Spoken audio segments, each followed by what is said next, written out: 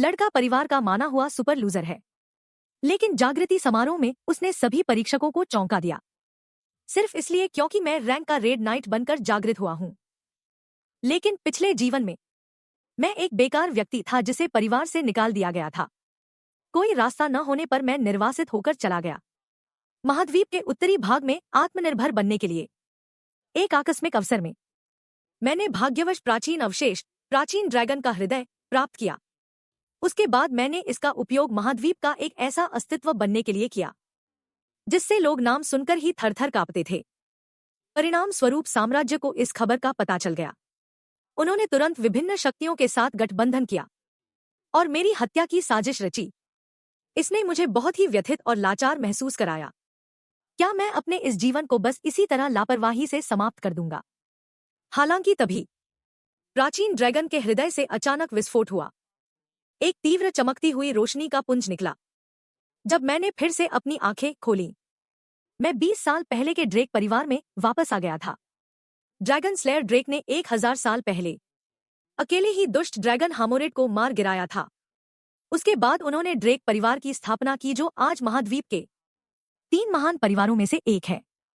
शायद इसी कारण से जिस किसी के शरीर में ड्रेक का खून बहता है उन्हें क्यूआई का आशीर्वाद प्राप्त होता है। केवल की को जागृत करके ही एक उच्च श्रेणी का योद्धा बना जा सकता है। हालांकि इन लोगों में मैं शामिल नहीं था। पुनर्जन्म के बाद भी मैं अभी भी पिछले जीवन की तरह की को जागृत करने में विफल रहा। ठीक उसी समय डिंगडोंग की आवाज के साथ मेरे सामने एक विंडो पॉपअप हुई। पुष्टि की गई कि जागृत होने वाले की आत्मा की समानता 100% है। प्राचीन ड्रैगन की आत्मा पूरी तरह से चुने हुए व्यक्ति की आत्मा में विलीन हो जाएगी। मैं बहुत ही असमंजस में था। यह विंडो जादुई छवि जैसी किसी चीज की तरह लग रही थी, लेकिन योद्धाओं के परिवार में जादू अत्यंत दुर्लभ है। प्रेसाइज स्टैब ईरंग की बिगिनर और इसके अंदर की सामग्री critical strike rank D beginner. Precise stab rank प्रोना एस मुझे बहुत दिलचस्प लगी। क्रिटिकल स्ट्राइक ड्रैंक ड्रेगन निर्नी। अगर मुझे सही याद है तो ऊपर के शब्द सभी फ्लैश थानाई डिजनर हैं, जो प्राचीन काल में उपयोग किए जाने वाले लन्नामवल एस्विस थे।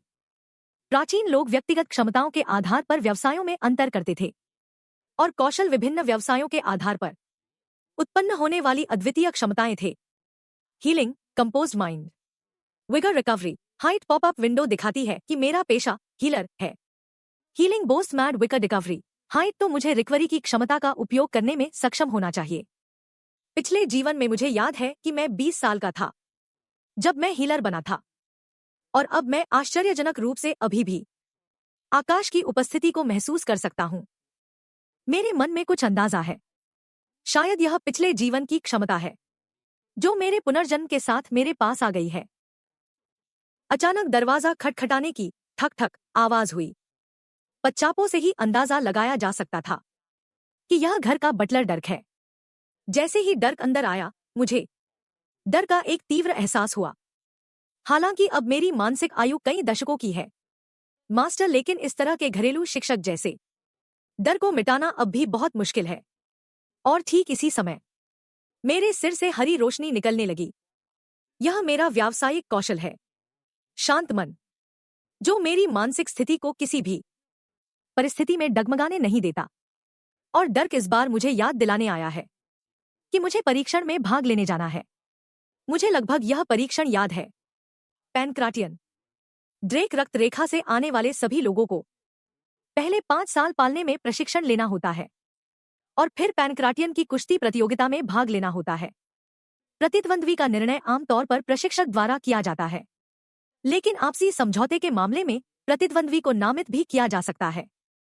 पैनक्राटियन एक ऐसी कुश्ती प्रतियोगिता है जो किसी भी नियम से सीमित नहीं है, इसलिए पिछले वर्षों में अक्सर घायल होने या यहां तक कि मृत्यु होने के मामले सामने आए हैं।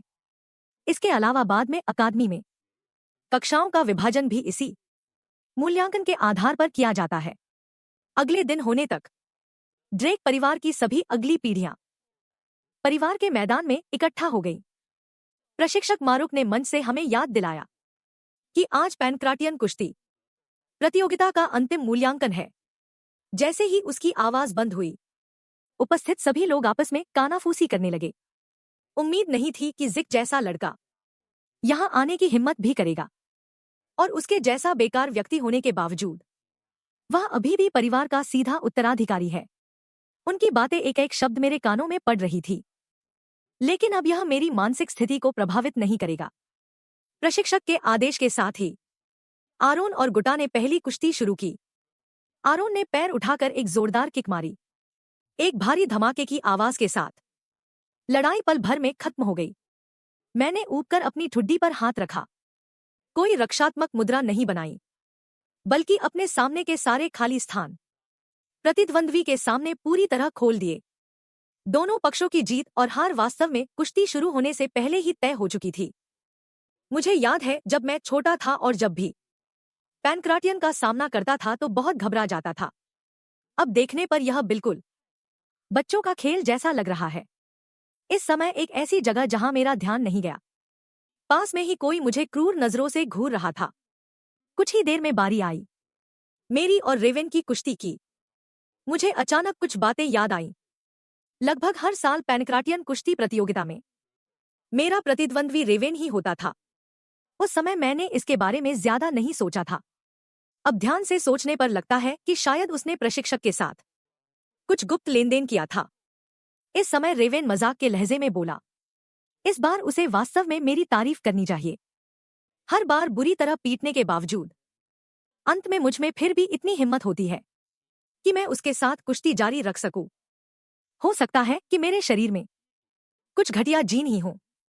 जब वह बात कर रहा था उसी समय मैंने अपना व्यावसायिक कौशल शांत मन सक्रिय कर दिया।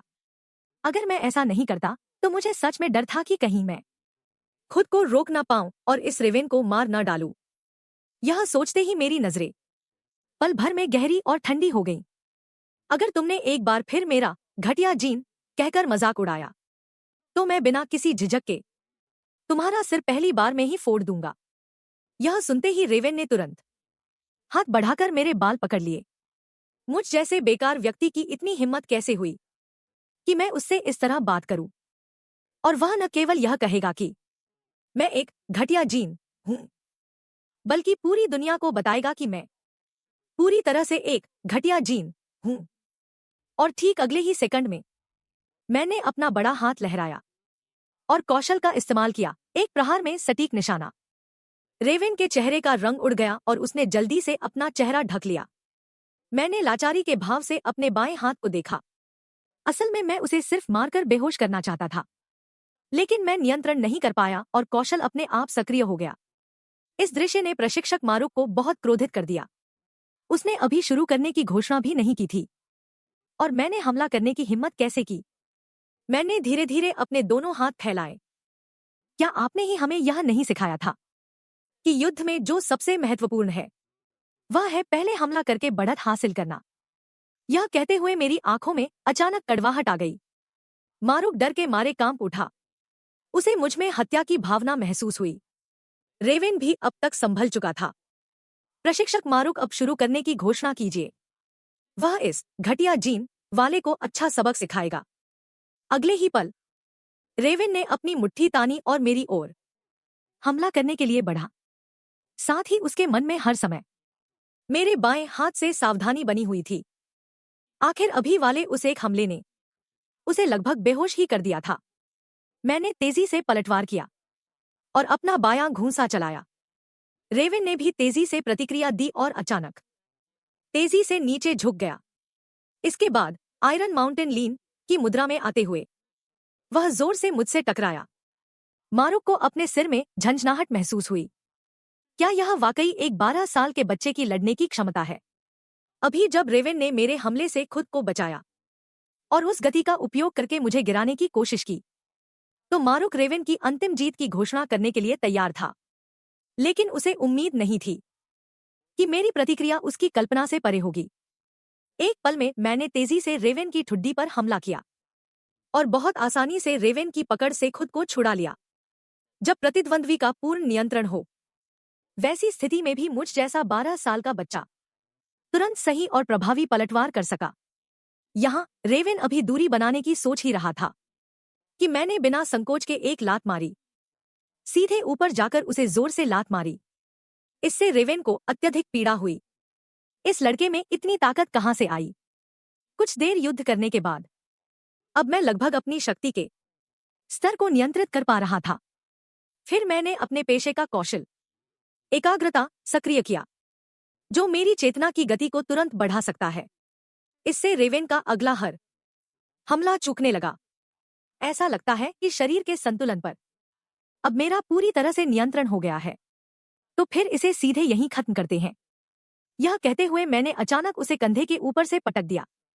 एक तेज आवाज के साथ मैंने तेजी से हाथ चलाया, रेवेन के शरीर को मजबूती से पकड़ा और फिर पूरी ताकत लगाकर उसे जमीन पर जोर से पटक दिया।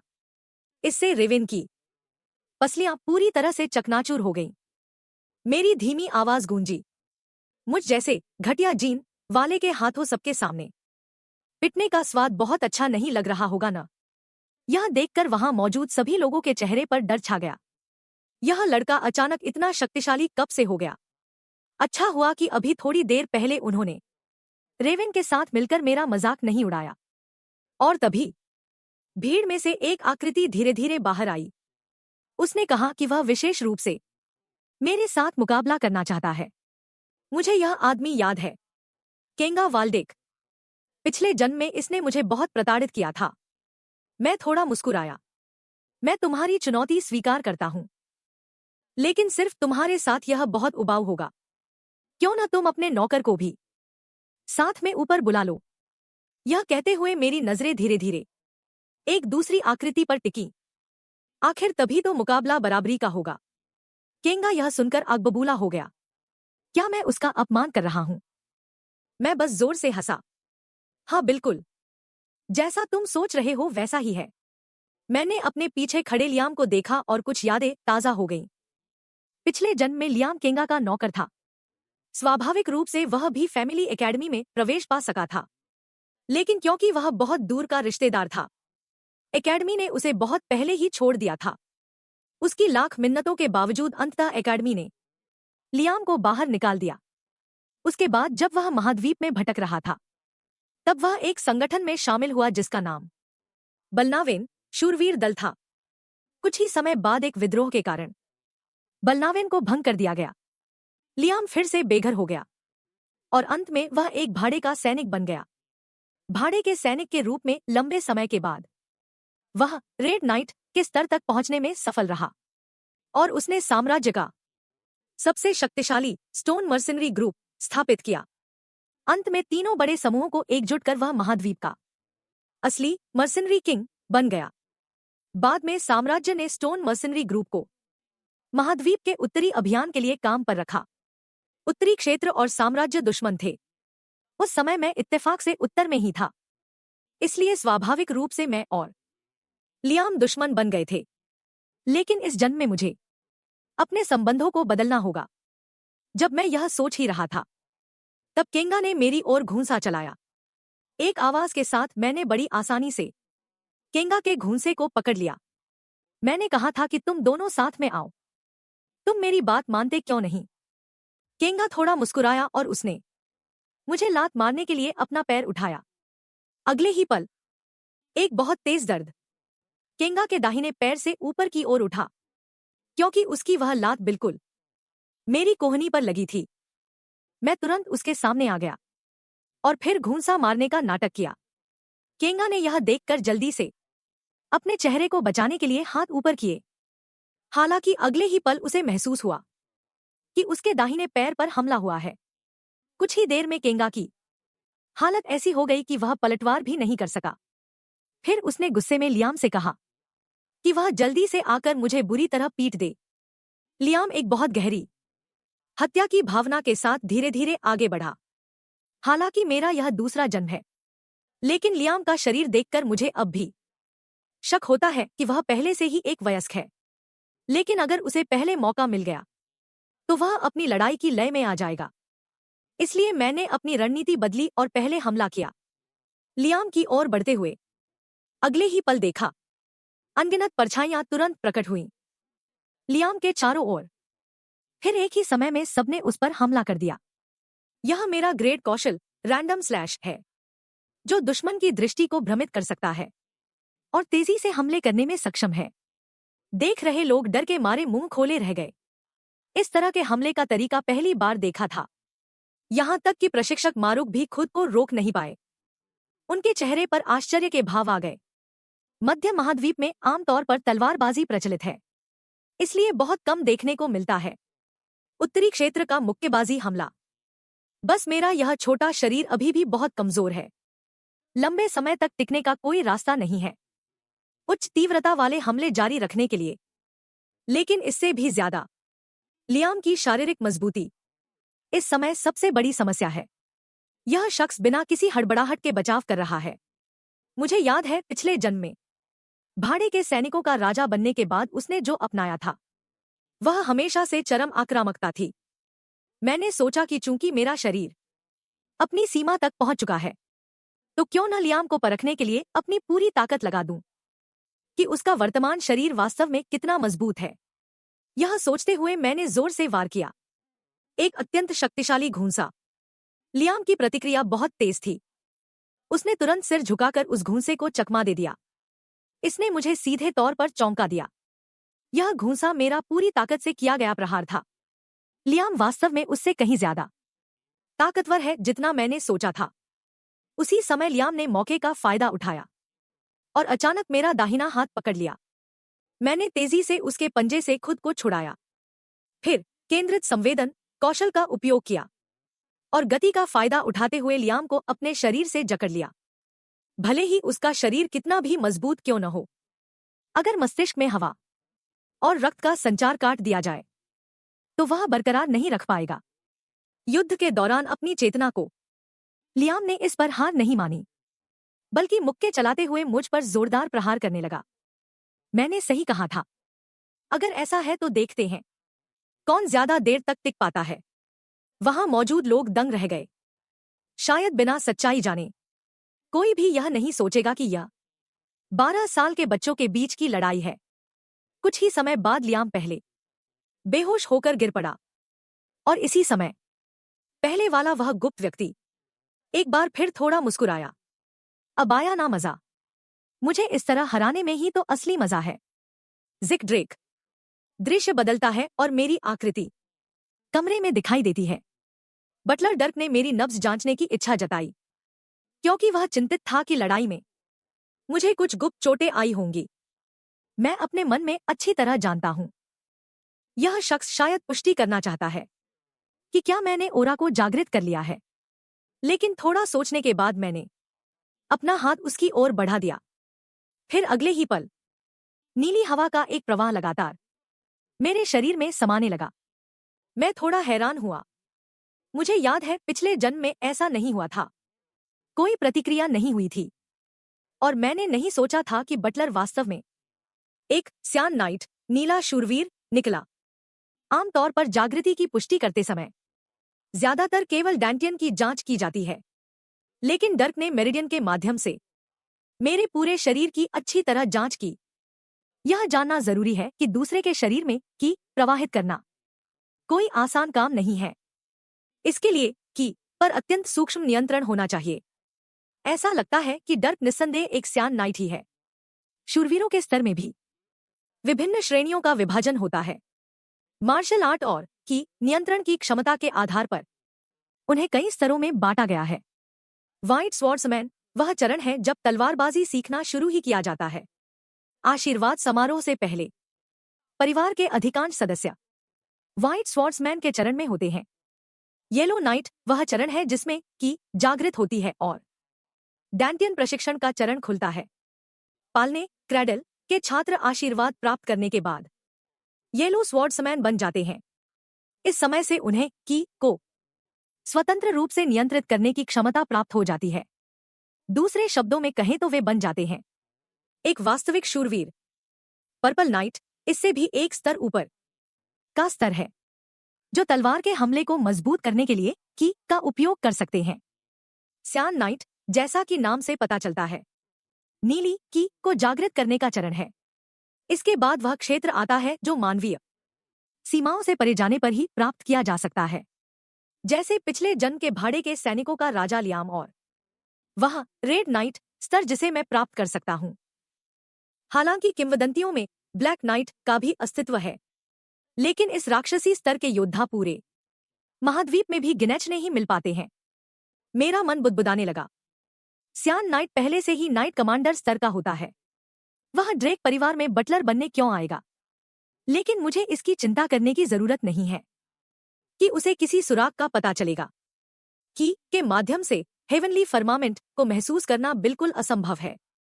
तभी बटलर ने धीरे से मुझसे पूछा, क्या मैं कुछ बातें छुपा रहा हूं? और उसने यह भी महसूस किया कि मुझमें कुछ बदलाव आए हैं। सुनकर मैं थोड़ा ठिठक गया। तुम्हें मुझसे यह पूछना चाहिए कि आखिर अब तक मैंने बदलाव क्यों नहीं किया, लेकिन कुछ चीजें ऐसी हैं जिनके बारे में तुम्हें ज्यादा पूछने की जरूरत नहीं है। बस जैसा मैं कहता हूं वैसा करते जाओ। बटलर ने सुनकर तुरंत सहमति दी। वह सब समझ गया। इसके अलावा उसने मेरी मांग के अनुसार प्रशिक्षण कक्ष तैयार कर दिया है। जब मैं मुड़कर वहां से जा रहा था तो मेरे मन में कुछ योजनाएं चल रही थी। अगर यह बटलर मुझ पर नजर रखने के लिए भेजा गया है तो अनजान बने रहकर उसे अपने पास ही रखूंगा। हो सकता है उससे कुछ जानकारी भी निकलवाई जा सके। कुछ देर बाद मैं व्यक्तिगत प्रशिक्षण कक्ष में पहुंच गया। मैंने हाथ उठाकर स्टेटस विंडो को बुलाया।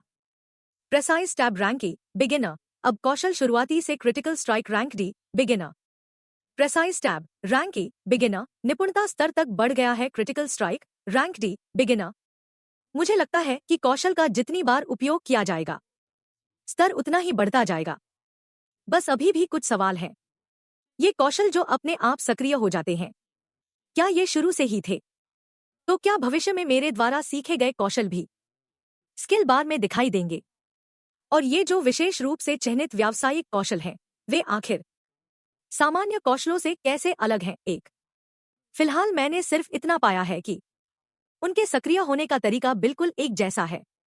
इसके अलावा सबसे नीचे वाला यह ड्रैगन रेस कौशल, इसके बारे में मैंने पहली बार सुना है। सिस्टम दिखाता है कि इसे अभी देखा नहीं जा सकता और इसे अनलॉक करने के लिए 10 कर्म अंकों की आवश्यकता है। कर्म अंक केवल राक्षसों को मारकर प्राप्त किए जा सकते हैं। हालांकि डंजन में बहुत सारे राक्षस होते हैं जिनका उपयोग इन कर्म अंकों को पाने के लिए किया जा सकता है, लेकिन डंजन में प्रवेश करने की न्यूनतम सीमा पर्पल नाइट की ताकत हासिल करना है। हालांकि इस बात से ज्यादा मैं इस बात को लेकर उलझन में हूं कि आखिर क्यों मैं 20 साल पहले के समय में वापस आ गया। मुझे थोड़ा सा आभास हुआ है कि शायद यह प्राचीन अवशेषों से संबंधित है, लेकिन अभी जो पक्का पता है वो ये है कि यह सिस्टम मुझे तेजी से मजबूत होने में मदद कर सकता है। आखिरकार इस दुनिया में 2 प्रकार की शक्तियों का अस्तित्व है, और एक है नाइट की ची क्यूआई, दूसरी है जादूगर का मना। नाइट दंत्यन के माध्यम से ची को नियंत्रित करते हैं, जबकि जादूगर माना रिंग के माध्यम से माना को नियंत्रित करते हैं। ये दोनों शक्तियां आपस में टकराती हैं। एक बार माना जागृत हो जाने पर आप ची का उपयोग नहीं कर सकते, तो इसके विपरीत ची जागृत होने पर आप माना का उपयोग नहीं कर सकते। पिछले जीवन में मेरी स्थिति बहुत खराब थी। शरीर में न तो दंत्यन था और न ही माना रिंग जागृत हुई थी। जब तक कि बाद में जब मुझे परिवार ने त्याग दिया, तब मैं अपने गुरु से मिला। गुरु ने मुझे बहुत सी बातें सिखाईं, जिनमें से सबसे उपयोगी बात थी मुझे एक हीलर बनाना और हेवनली डोम को जागृत करना। फिलहाल इस महाद्वीप पर मैं और मेरे गुरु ही केवल 2 लोग हैं जो हेवनली डोम का उपयोग कर सकते हैं। इसलिए पहले मैंने चिंता नहीं की थी कि बटलर मेरे शरीर के अंदर के हेवनली डोम का पता लगा पाएगा। इसके बाद मैंने ट्रेनिंग रूम में अभ्यास किया, लगभग 2.5 घंटे तक, लेकिन इससे मैं बहुत थक गया। अगर हीलिंग कौशल की मदद न होती तो शायद मैं 1 घंटे भी टिक नहीं पाता, लेकिन मैं दूसरों के सामने इस शक्ति का उपयोग करने की हिम्मत नहीं कर सकता, वरना लोग मुझे राक्षस समझ लेंगे। समय बहुत जल्दी 1 हफ्ते बाद आ गया। इस वक्त क्रेडल के सार्वजनिक भोजन क्षेत्र में लगभग हर कोई एक ही विषय पर चर्चा कर रहा था। जिक को क्या हो गया, जैसे वह इंसान ही बदल गया हो। उसके ग्रेड अचानक से सबसे नीचे से कक्षा में सबसे ऊपर आ गए। शायद वह छुपकर काले जादू का उपयोग कर रहा होगा। भोजन क्षेत्र की किसी मेज पर रेवेन हमेशा की तरह नफरत से भरा हुआ था। मैंने कभी तलवार के बहुत भारी होने के कारण फिर से एक नई तलवार बनवाई थी। और वह ऐसे घटिया इंसान से हार गया। इसलिए ज्यादा सोचने की जरूरत नहीं है, मुझे यकीन है कि वह सिर्फ किस्मत से उसे हरा पाया। वहीं पास में लीना नाम की एक लड़की इस बात से सहमत नहीं थी। यह बिल्कुल भी किस्मत नहीं हो सकती। और अगर तुम लोग सच में ऐसा सोचते हो तो तुम लोगों के पास बिल्कुल भी योग्यता नहीं है ड्रेक परिवार का नाइट बनने की। समय बहुत जल्दी अगले दिन आ गया। पैंक्रेशन के बाद तलवारबाजी की प्रतियोगिता थी। पैंक्रेशन से अलग यह मुकाबला असली तलवारों के साथ होगा। इसलिए पिछले सालों में बहुत से उम्मीदवार तलवारबाजी प्रतियोगिता में मारे गए थे और साल के अंत के दोनों मूल्यांकन खत्म होने के बाद ड्रेक परिवार का बहुप्रतीक्षित आभा जागृति समारोह था। इस समय मैंने एक बड़ी तलवार अपने कंधे पर उठाई और धीरे धीरे फाइटिंग एरिना की ओर बढ़ा। और मेरा प्रतिद्वंद्वी कोई और नहीं बल्कि लीना नाम की लड़की थी, क्योंकि उसने मुझे अपना प्रतिद्वंद्वी चुना था। इसके बाद उसका चेहरा गंभीर हो गया। उसे याद था कि पिछली प्रतियोगिता में मुझे अपने हथियार भी दूसरों से बनवाने पड़ते थे, लेकिन आज मैं आसानी से स्कॉटिश ब्रॉडस्वर्ड को लहरा पा रहा था। क्या ऐसा इसलिए है क्योंकि शरीर बड़ा हो गया है, इसलिए आभा भी मजबूत हो गई है? हालांकि वह जल्द ही शांत हो गई। घबराने की कोई जरूरत नहीं है। जब तक वह अपने सामान्य स्तर पर खेल सकती है, वह मुझे वैसे भी दबा सकती है। उस पल मुझे भी थोड़ी घबराहट महसूस हुई। पिछले जीवन में लीना महाद्वीप के 5 सितारा शूरवीरों में से एक फ्लैश नाइट के रूप में जानी जाती थी। और अगर मुझे सही से याद है, आशीर्वाद समारोह से पहले ही उसने अपनी आभा जागृत कर ली थी।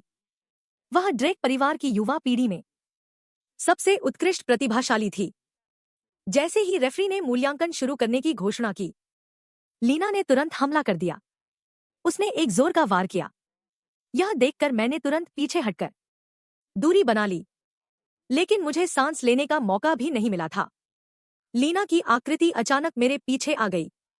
इसके बाद उसने अपनी तलवार घुमाकर वार किया, एक शक्तिशाली तलवार की आभा के साथ, जिसने मुझे तुरंत एरिना के किनारे तक उड़ा दिया। मेरे दिल की धड़कन बढ़ गई।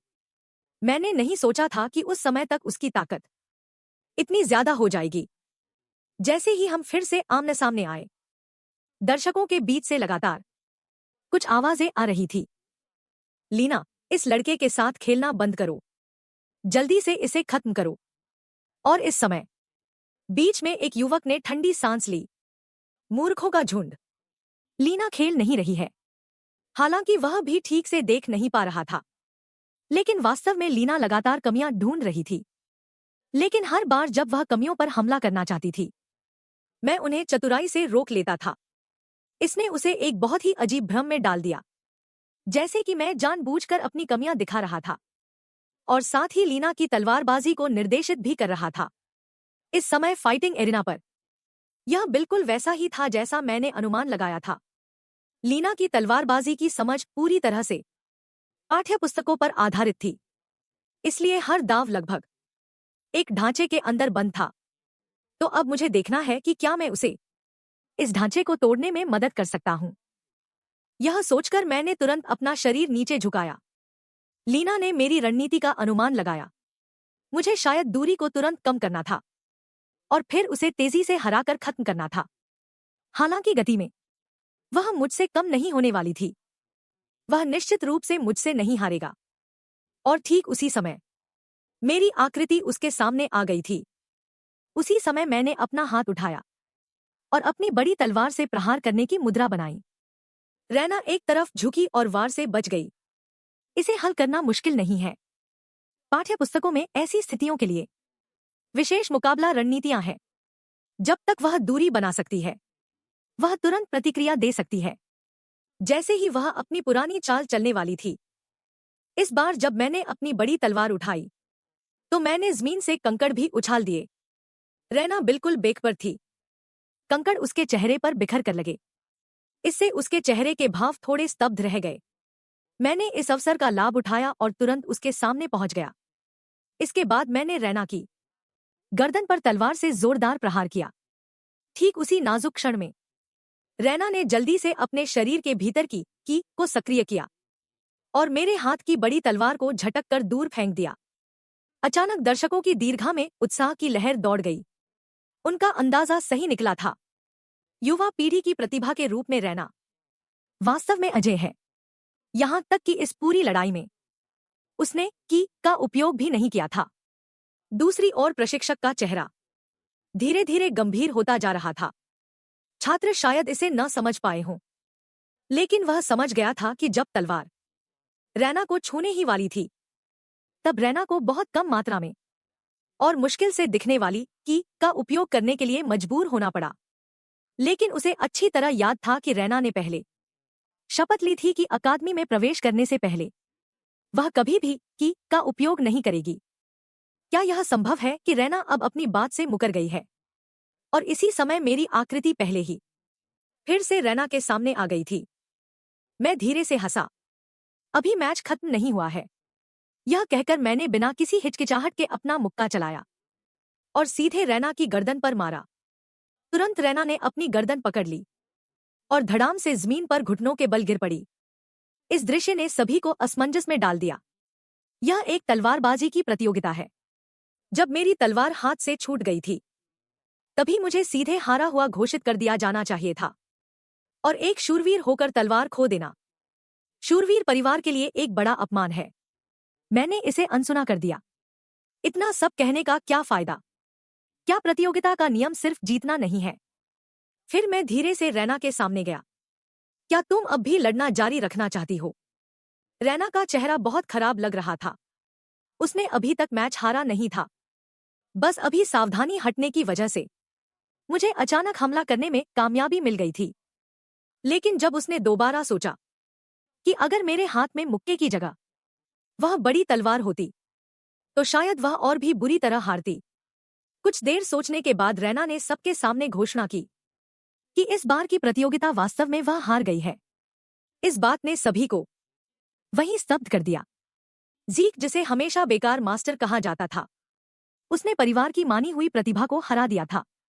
इसके बाद मेरी जीत की चर्चा पूरी क्रैडल अकादमी में फैल गई। समय एक बार फिर 1 महीना बीत गया। इस समय मैं मुख्य परिवार की ओर जाने वाली बग्गी में बैठा था। ड्रेक परिवार का मुख्य शहर ट्रॉय के डची में स्थित है और परिवार का केंद्र साम्राज्य एम्पायर में स्थित है। महाद्वीप मिडलैंड का सीजी सिटी रोम साम्राज्य रोम एम्पायर ओम। हालांकि यह आशीर्वाद समारोह निश्चित रूप से होल्म साम्राज्य हॉल्म एम्पायर में होगा। ड्रैगन स्लेयर की किंवदंती के शुरुआती स्थान पर आयोजित किया गया। ज्यादा समय नहीं लगा और मैं ड्रेक के पास पहुंच गया। मुख्य पारिवारिक शहर ड्रैगन का घोंसला। महल में प्रवेश के लिए कतार में खड़े होने के बाद मेरा मन थोड़ा आश्चर्यचकित था। इस बार आने वाले प्रतिभागी वास्तव में वे लोग थे जिन्हें आमतौर पर केवल महाद्वीप के अखबारों में ही देखा जा सकता था, और इसमें निश्चित रूप से सीधे वंश के गुप्तचर भी होंगे जो मुझ पर नजर रख रहे होंगे। लेकिन मुझे ज्यादा चिंता करने की जरूरत नहीं थी। जब तक उन्हें पता चलेगा कि मैं जागृत नहीं हो सकता, वे अपने आप मेरे प्रति अपनी सतर्कता कम कर देंगे।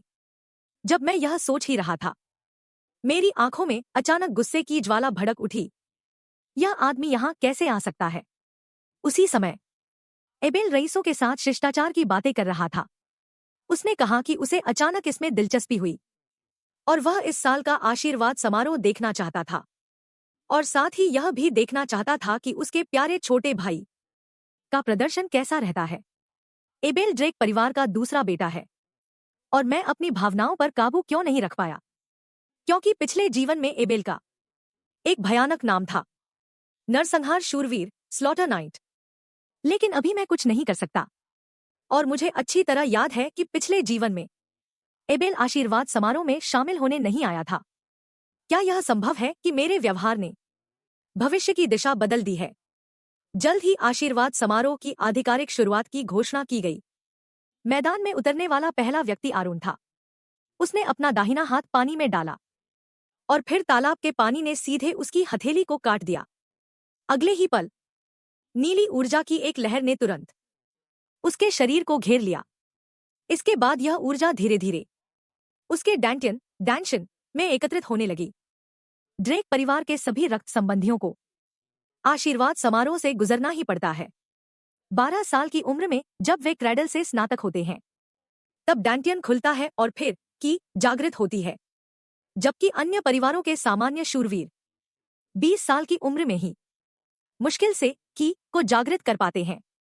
केवल बहुत कम मामलों में ही विशेष परिस्थितियां उत्पन्न होती हैं, जैसे कि की को जागृत करने के साथ साथ ड्रैगन स्लेयर की विशेषता माना अवरोध को भी जागृत करना। इस स्थिति को शुद्ध रक्त जागरण कहा जाता है।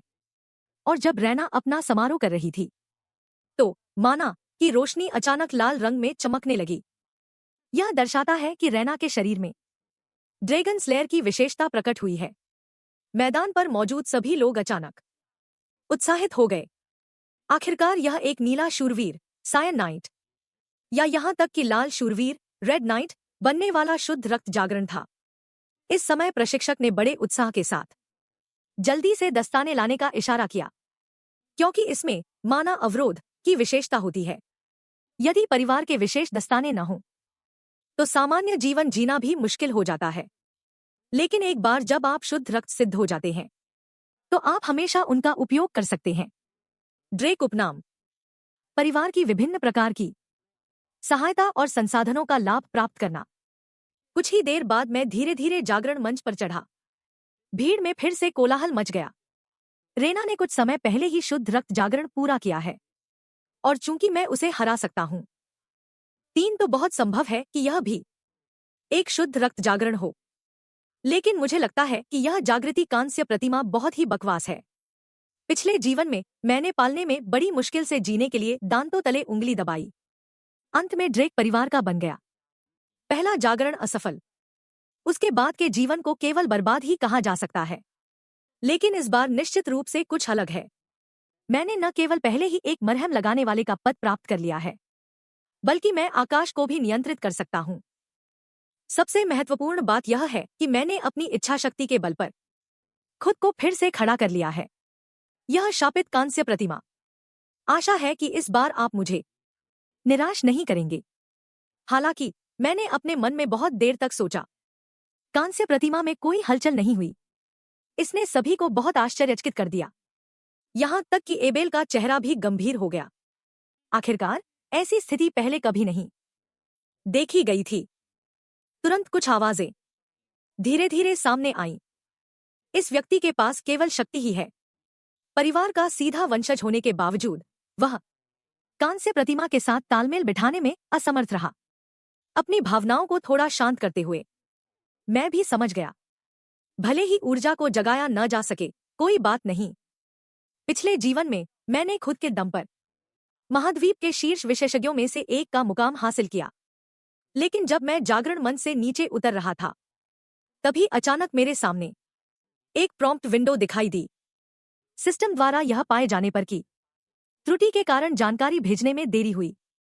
उपकरण का मूल्यांकन किया जा रहा है जिसमें कमी है। संबंधित पेशे की जानकारी।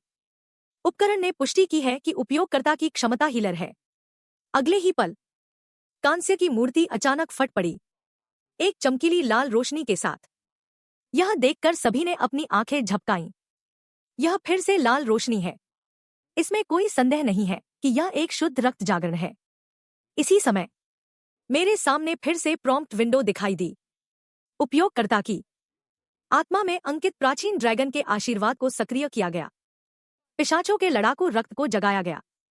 7 जागृति प्रतिभाओं के संयोजन से पैदा हुआ एक अद्वितीय पेशा। उपयोगकर्ता को अमर की प्रतिभा जगाने पर बधाई हो। इस समय सभी को संदेह होने लगा, क्या मैंने वास्तव में शुद्ध रक्त जागरण का अनुभव किया था? लेकिन क्यों माना लैम्प ने कोई प्रतिक्रिया नहीं दी? 2 इसने मुझे थोड़ा हैरान कर दिया। 2 अगर मैं खुद कहूं कि मैंने अमर की प्रतिभा को जगाया है तो इससे निश्चित रूप से सभी को मुझ पर शक होगा। इससे अनावश्यक प्रतिकूल प्रभाव पड़ेगा। ठीक उसी समय एबेल ने सभी को उत्साहित होने के लिए कहा। 7 इस बार अचानक बाहर आ गए। 2 शुद्ध रक्त वाले जागने वाले। क्या यह ड्रेक परिवार के लिए जश्न मनाने का एक बड़ा कारण नहीं है? अन्य लोगों ने यह देखकर सहमति व्यक्त की। बिल्कुल सही, यह वास्तव में खुशी की बात है। और इधर मैंने जल्दी से विशेष दस्ताने पहन लिए। हालांकि एबेल मेरी मदद कर रहा है, फिर भी मैं उसके इरादों को अच्छी तरह जानता हूं। आशीर्वाद समारोह समाप्त होने के बाद प्रशिक्षक आराम से आगे आए। आज का आशीर्वाद समारोह यहाँ समाप्त होता है। बाद में एक जश्न की पार्टी भी है, जिसे सभी के लिए एक पुरस्कार माना जा सकता है। मेरा किसी पार्टी में शामिल होने का कोई इरादा नहीं है। इसके बजाय मुझे पास में कोई अभ्यास मैदान खोजना चाहिए। और इसी समय एबेल ने अचानक मुझे पुकारा। उसने कहा कि वह बहुत आश्चर्यचकित है कि मैंने शुद्ध रक्त को जगाया है। ऐसा कहते हुए वह मेरी ओर हाथ बढ़ाने लगा। मेरा दिल तुरंत मुश्किल में पड़ गया। अगर मैंने इनकार किया तो वह निश्चित रूप से मेरे प्रति मेरी दुश्मनी को भांप लेगा। क्यों न पहले उसका साथ दिया जाए। ठीक जब मेरा हाथ आगे बढ़ने ही वाला था, पिछले जीवन की एबेल की क्रूरता की यादें तुरंत मेरे दिमाग में आ गईं। सोचने के बाद मैंने हाथ मिलाने से स्पष्ट रूप से इनकार कर दिया। एबेल के चेहरे पर तुरंत बेहद अपमानजनक भाव आ गए। इससे वह बहुत शर्मिंदा हो गया होगा। मेरी नजरें भी उदास थी। कोई फर्क नहीं पड़ता कि क्या है, मैं आपसे कभी हाथ नहीं मिलाऊंगा। एबेल बहुत अधिक नाराज नहीं हुआ। ऐसा था तो वह कुछ नहीं कर सकता था। हालांकि मेरा होना ही उसके लिए काफी था। उसने मेरे कंधे पर थपथपाया और मुड़कर चला गया। जल्द ही मैं भी अपने कमरे में लौट आया। अब तक मैं यह समझ नहीं पाया था कि सभी शुद्ध रक्त जागृत लोगों में माना में बाधा डालने की विशेषता होती है। इसका अर्थ है माना जीवों यानी ड्रैगन के बिल्कुल विपरीत क्षमता होना। और जागरण मंच के अधिकांश उपकरण माना से संचालित होते हैं। इसलिए सभी शुद्ध रक्त जागृत लोगों को परिवार के विशेष दस्तानों पर निर्भर रहना पड़ता है। सोचते समय मेरे दिमाग में एक विचार आया। यदि ऐसा है तो क्या होगा यदि मैं वास्तव में एक शुद्ध रक्त जागृत बन जाऊं? तो दस्ताने उतारने पर निश्चित रूप से समस्या होगी। लेकिन ऐसा क्यों है कि अब मैं दस्ताने उतारने के बाद कोई असामान्यता महसूस नहीं कर रहा हूं? उसी समय मैंने स्थिति विंडो खोली। करंट कर्मा पॉइंट्स 100, जिस पर माना में बाधा न डालने का संकेत था, बल्कि यह माना को प्रतिबिंबित करता है। माना को प्रतिबिंबित करने की क्षमता चुंबकीय क्षेत्र को विकृत करके अनअपल टू विवीवीएल 10 डॉन्स आर नियर टू अनलॉक आसपास के माना उपकरणों को निष्प्रभावी बना सकती है। Current karma points 100। और ठीक इसी कारण से माना लैंप ने कोई प्रतिक्रिया नहीं दी। इसके अलावा समारोह से पहले इसे एक दुर्लभ पेशा दिखाया गया था, लेकिन अब यह अद्वितीय अमर में बदल गया है। बाद में मुझे एक और अजीब बात पता चली। मुझे याद है कि जब सभी छात्र जागृत हुए थे तो नीली रोशनी थी। वह सामान्य जागृत लोगों का संकेत था। केवल रेना ही लाल रोशनी वाली शुद्ध रक्त जागृत थी। लेकिन शुरुआत में मैं खुद लाल था। ओआरे बे, लेकिन वास्तव में यह धीरे धीरे सुनहरे रंग में बदल गया। मुझे थोड़ा याद है कि सिस्टम ने मूल्यांकन के बारे में कहा था। उपकरण में जानकारी का एक हिस्सा गायब है। क्या यह संभव है कि समस्या उसी कांस्य प्रतिमा की हो? जब तक सिस्टम ने जानकारी दर्ज नहीं की, वह कांस्य प्रतिमा जिसमें कोई हलचल नहीं थी, प्रतिमा से लाल रोशनी निकलने लगी।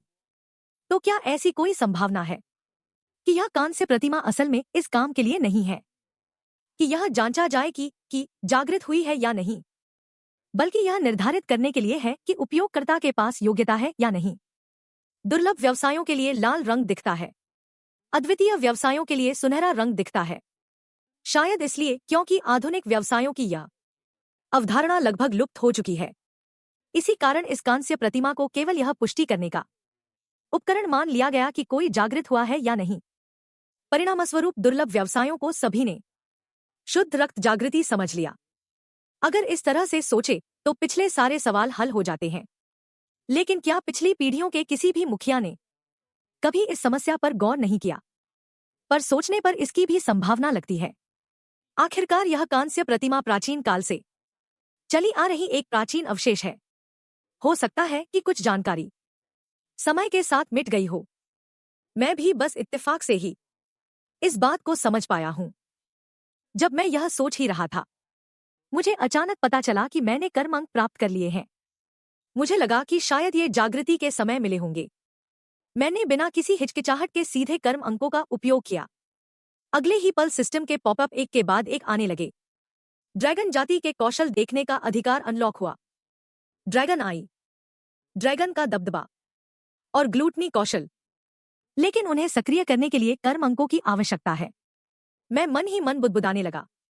ड्रैगन आई और ड्रैगन का दबदबा समझना काफी आसान है।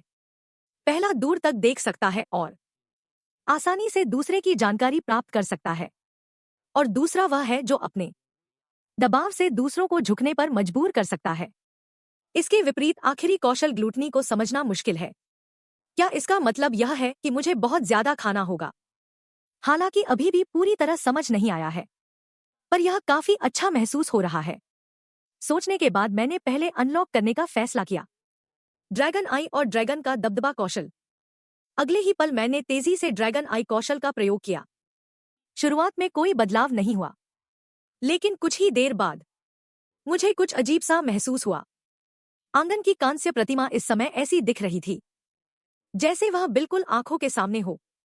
उसी समय एक विंडो नोटिफिकेशन सामने आया। क्या आप चाहते हैं कि खोजी गई वस्तुओं की जानकारी चयनित की जाए? एक टिंग की आवाज आई और फिर आसपास की सभी वस्तुओं की विस्तृत जानकारी मेरी आंखों के सामने आ गई। जैसे ही मैं ध्यान से सब कुछ देखने ही वाला था, मुझे अचानक महसूस हुआ कि मेरे शरीर में बिल्कुल भी ताकत नहीं बची है।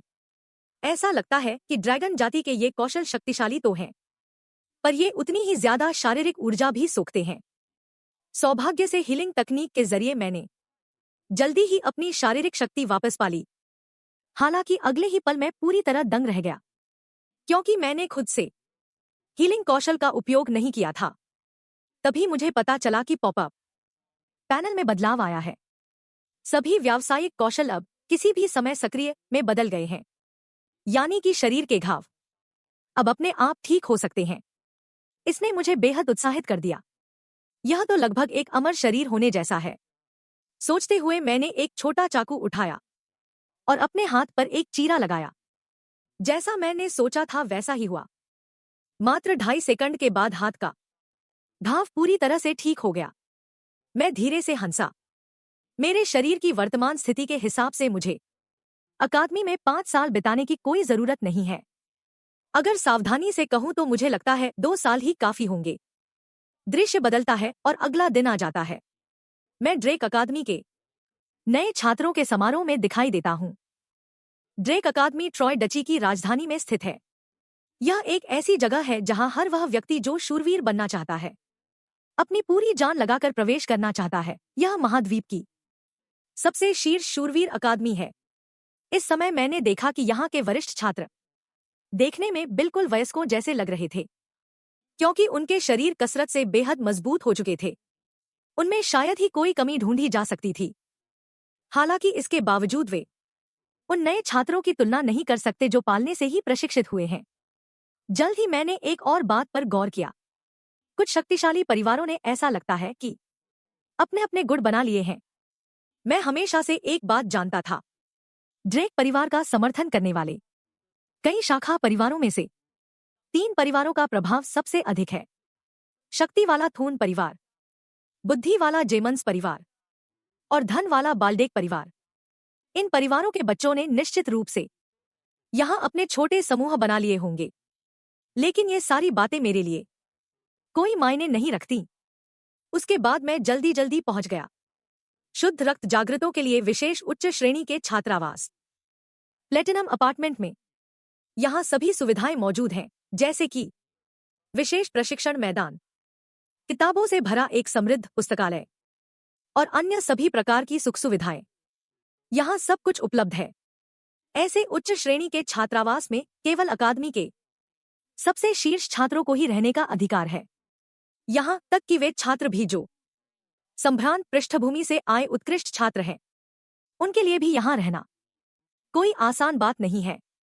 इसके विपरीत शुद्ध रक्त जागृतों को तो प्लेटिनम अपार्टमेंट की पूरी मंजिल मिल सकती है।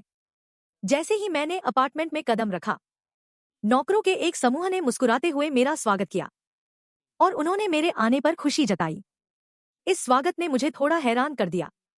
हालांकि अंदर आने से पहले मैंने खुद को मानसिक रूप से तैयार कर लिया था, पर यह आवभगत तो जरूरत से ज्यादा ही थी। तभी बटलर डर्क मेरे पास आया और कहा कि उसे मुझे कुछ देना है। मैंने उसे लिया और धीरे से देखा। वह दस्तानों की एक बिल्कुल नई जोड़ी थी।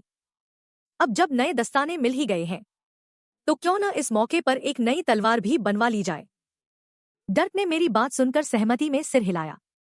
ट्रॉय डची विशाल पर्वत श्रृंखला के करीब है। वहां न केवल उत्तम श्रेणी का लोहा प्रचुर मात्रा में मिलता है, बल्कि वहां कई कुशल कारीगर भी रहते हैं। कहा जाता है कि ड्रेक अकादमी से स्नातक होने वाले शूरवीर, उनके अधिकांश पहले हथियार ट्रॉय में बनाए गए थे। डर्क ने तुरंत मुझसे पूछा कि क्या मुझे एक विश्वसनीय कारीगर खोजने में मदद चाहिए। मैंने हाथ हिलाकर संकेत दिया कि मेरे पास पहले से ही एक उपयुक्त व्यक्ति है।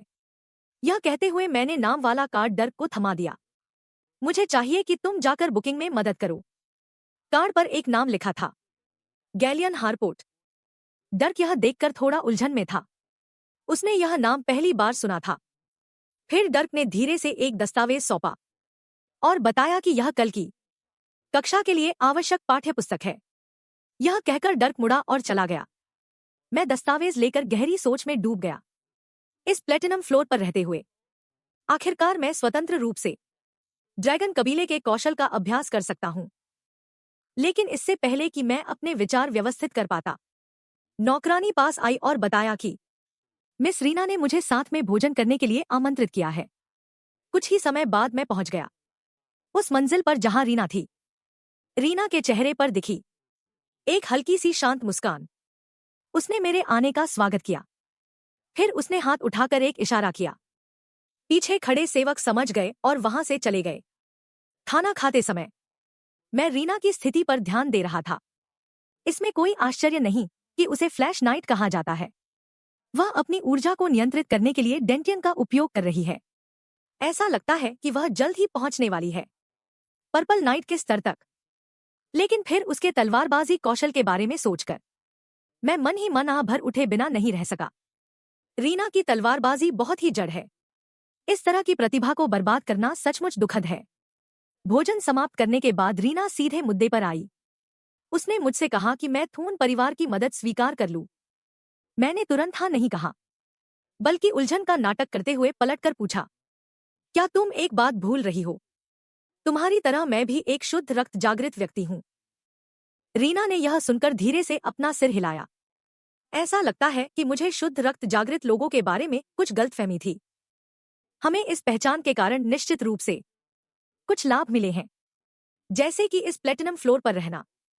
लेकिन खेती के संसाधनों के मामले में हमारे पास कोई अतिरिक्त लाभ नहीं है। अकादमी के पास सदियों से संचित शैक्षणिक और व्यावहारिक अनुभव है, और निजी प्रशिक्षक भी हैं जो क्षमताओं को प्रभावी ढंग से बढ़ा सकते हैं। यदि इन संसाधनों के साथ पूरी मेहनत से प्रशिक्षण न मिले, तो प्रतिभा कितनी भी अधिक क्यों न हो, अंततः बाहर होना अपरिहार्य हो जाएगा। यही कारण है कि मुझे अपने पीछे एक शक्तिशाली परिवार के समर्थन की आवश्यकता है। वर्तमान रेड नाइटेबल की तरह उसने भी जेमोंड परिवार की मदद से ही अपनी वर्तमान उपलब्धि हासिल की है। हालांकि थून परिवार के मुखिया ने रीना को विस्तार से नहीं बताया, लेकिन वह जानती थी कि मैंने पहले किसी अन्य परिवार की मदद स्वीकार नहीं की थी। यह कहते हुए उसने फिर से गंभीरता से मुझसे पूछा कि क्या मैं थून परिवार की मदद स्वीकार करना चुनता हूं। अगले ही पल मैंने फिर भी बिना किसी हिचकिचाहट के मना कर दिया। इस बात ने रीना को पूरी तरह से चौंका दिया। थून परिवार संसाधनों के साथ मदद की पेशकश कर रहा है। मेरे लिए यह स्पष्ट रूप से एक बहुत अच्छी बात है। लेकिन तुम मना क्यों कर रहे हो? मैंने उससे कहा कि ज्यादा मत सोचो, किसी और कारण से नहीं, बस मुझे इसकी बिल्कुल आवश्यकता नहीं है, शुद्ध रक्त जागृत होने के अलावा अन्य किसी छूट की। लेकिन चूंकि तुमने ईमानदारी से मुझे यह भोजन कराया है, तो मैं तुम्हें एक सुझाव देता हूं। तुम्हारी तलवारबाजी का पिछला हिस्सा बहुत भारी है। मेरा अनुमान है कि तुम बहुत अधिक परवाह करती हो परिवार के पुरुष वंशजों के विचारों की। लेकिन वास्तव में रीना, तुम्हारा शरीर बहुत ही लचीला है, और यही तुम्हारी ताकत है। हमेशा प्रतिद्वंद्वी के हमलों का सीधे सामना न करें। अपने लचीले शरीर का उपयोग करके बचने की कोशिश करें, और फिर मौका पाकर दुश्मन पर घातक प्रहार करें। अगर तुम यह कर सकी, तो तुम निश्चित रूप से अब से कहीं अधिक शक्तिशाली बन जाओगी। रीना को अचानक महसूस हुआ जैसे सब कुछ स्पष्ट हो गया हो। शक्ति हमेशा से ही थून परिवार का प्रतीक रही है। और वह हमेशा परिवार की विचारधारा से मजबूती से बंधी रही। फिर ये सभी समस्याएं तलवारबाजी में दिखाई देने लगी। बचपन से ही सबने उसे प्रतिभाशाली कहकर सराहा, पर कभी किसी ने उसे ऐसा सुझाव नहीं दिया। इस समय रीना का मन अशांत था। वह हमेशा मुझ में ऐसा क्या अलग महसूस कर पाती है। बाद में मैं निजी अभ्यास क्षेत्र में गया और पूरी रात अभ्यास किया, पिछले जीवन को याद करते हुए। यह जगह मेरे लिए किसी बुरे सपने वाले नर्क जैसी थी। लेकिन अब एक शुद्ध रक्त जागृत व्यक्ति बनने के बाद सब कुछ पूरी तरह से अलग है। अब यह जगह मेरे लिए स्वर्ग जैसी है। अचानक एक आवाज ने मुझे पुकारा, जी क्या तुम भी विशेष वर्ग में हो? आने वाले व्यक्ति का नाम ओवेन जेमन्स है। वह जेमन्स परिवार का तीसरा बेटा है। पिछले जीवन में ओवेन ने बहुत चालें चली थी। वह अक्सर दूसरों का इस्तेमाल मुझे परेशान करने के लिए करता था। वह ऊपर से दयालु दिखता है, पर अंदर से बहुत चालाक व्यक्ति है। इस समय ओवेन ने मुस्कुराते हुए कहा, कल उसने मुझे भोजन पर आमंत्रित किया था, लेकिन शायद मैं उसे जवाब देना भूल गया। मेरे चेहरे पर तिरस्कार के भाव थे। आह, क्या तुम्हारा मतलब कल मेज पर रखे उस पत्र से है? आह, पर मैं तुम्हें जवाब क्यों दूं? इससे पहले कि ओवेन कुछ कहता, एक विशाल आकृति मेरे सामने आकर खड़ी हो गई। तुम्हारी हिम्मत कैसे हुई नीच इंसान, मास्टर की सद्भावना को अनदेखा करने की? मैंने जिज्ञासा से उसकी ओर देखा। मैं समझता हूं कि तुम अपने मास्टर को खुश करना चाहते हो, पर उकसाने से पहले कम से कम अपना लक्ष्य तो देख लो। यह कहते हुए मैंने आसानी से अपना हाथ घुमाया और उस विशालकाय व्यक्ति के हमले को रोक दिया। उसी समय मुझे एक बात समझ आ गई। यहाँ के वरिष्ठ छात्र सभी आभा का उपयोग करना सीख चुके हैं। उस विशालकाय व्यक्ति ने बताया कि उसका नाम डर्बन रोसवेल है, और यहाँ के लोग जब उसे देखते हैं तो उसे आदर से मॉन्स्टर स्ट्रेंथ डर्बन कहते हैं। आज वह मास्टर ओवेन की ओर से मुझे अच्छा सबक सिखाएगा। मैं धीरे से हंसा। मॉन्स्टर स्ट्रेंथ डर्बन, एक व्यक्ति जो अभी तक नाइट भी नहीं है, ऐसा उपनाम रखने की हिम्मत कैसे हुई? जैसे ही शब्द खत्म हुए मैं पलक झपकते ही डर्बन के सामने पहुंच गया और एक मुक्का मारकर डर्बन को सीधे पीछे की ओर उड़ा दिया। मैंने बाकी लोगों की ओर चुनौती भरे अंदाज में देखा। डर्बन के बाद अब और कौन आना चाहता है? तो तुम जल्दी से फैसला क्यों नहीं ले लेते, मास्टर ओवेन? यह सुनकर ओवेन का चेहरा पल भर में काला पड़ गया। 19 वह धीरे धीरे मेरे सामने आया और फिर मुझे घूर कर देखा। ओवेन ने ठंडी आह भरते हुए कहा कि मैं ज्यादा अहंकारी न बनूं। इतना कहकर वह सबको साथ लेकर वहां से चला गया। 2.5 मिनट बाद मैं पहुंच गया ड्रेक अकादमी की नई छात्र कक्षा में। ड्रेक अकादमी को मोटे तौर पर 2 प्रकार की कक्षाओं में विभाजित किया जा सकता है। एक सामान्य कक्षा है, जहां छात्रों के पास सुबह से रात तक निश्चित पाठ्यक्रम और सीखने के लक्ष्य होते हैं। दूसरी विशेष कक्षा है। इस कक्षा के छात्र अकादमी के सबसे बेहतरीन छात्र होते हैं। बुनियादी पाठ्यक्रमों के अलावा वे अकादमी के अन्य पाठ्यक्रमों को स्वतंत्र रूप से चुन सकते हैं। लेकिन जिसकी मुझे उम्मीद नहीं थी वह यह कि विशेष कक्षा में लगभग सभी लोग पालना क्रेडल पृष्ठभूमि से थे, और इस साल विशेष कक्षा के नए छात्रों को प्रोत्साहित करने के लिए एक विशेष अतिथि को आमंत्रित किया गया था। वह 20 साल पहले पूर्वी साम्राज्य की टीम के जनरल कमांडर थे, अपनी बुद्धिमत्ता से आक्रमण को रोकने वाले नायक हावर्ड ड्रेक। यह नाम सुनते ही मेरी आंखों में ठंडक उतर आई। यह तथाकथित युद्ध नायक हावर्ड महज एक नीच इंसान है। पिछले जीवन में हावर्ड ने अपनी जान बचाने के लिए जानबूझकर अपनी ही टीम की जानकारी लीक कर दी थी। बस अच्छी किस्मत की वजह से दुश्मन की योजना गड़बड़ा गई और वह गलती से नायक बन गया। इससे भी बुरी बात यह थी कि यही वह शख्स था, हावर्ड, जिसने मुझे अकादमी से बाहर निकाल दिया था। अकादमी छोड़ने के लिए मजबूर होने के बाद मेरे पास केवल ट्रॉय के डची में यहां वहां भटकने का विकल्प था। अंत में मुझे गुलाम के रूप में बेच दिया गया, दक्षिण के कारुटेल में। इसलिए मुझे हावर्ड को उसके किए की सजा जरूर भुगतवानी होगी। कुछ ही देर बाद सब लोग इंडोर मार्शल आर्ट हॉल में पहुंच गए। मैंने पाठ्यक्रम की योजना देखी और थोड़ा प्रभावित हुआ। ड्रैगन स्लेइंग का बुनियादी पाठ्यक्रम वास्तव में विशेष कक्षा के लिए अनिवार्य था। पिछले जीवन में ऑरा का उपयोग न कर पाने के कारण मुझे इसे पूरा करने में पूरे 2.5 साल लग गए थे।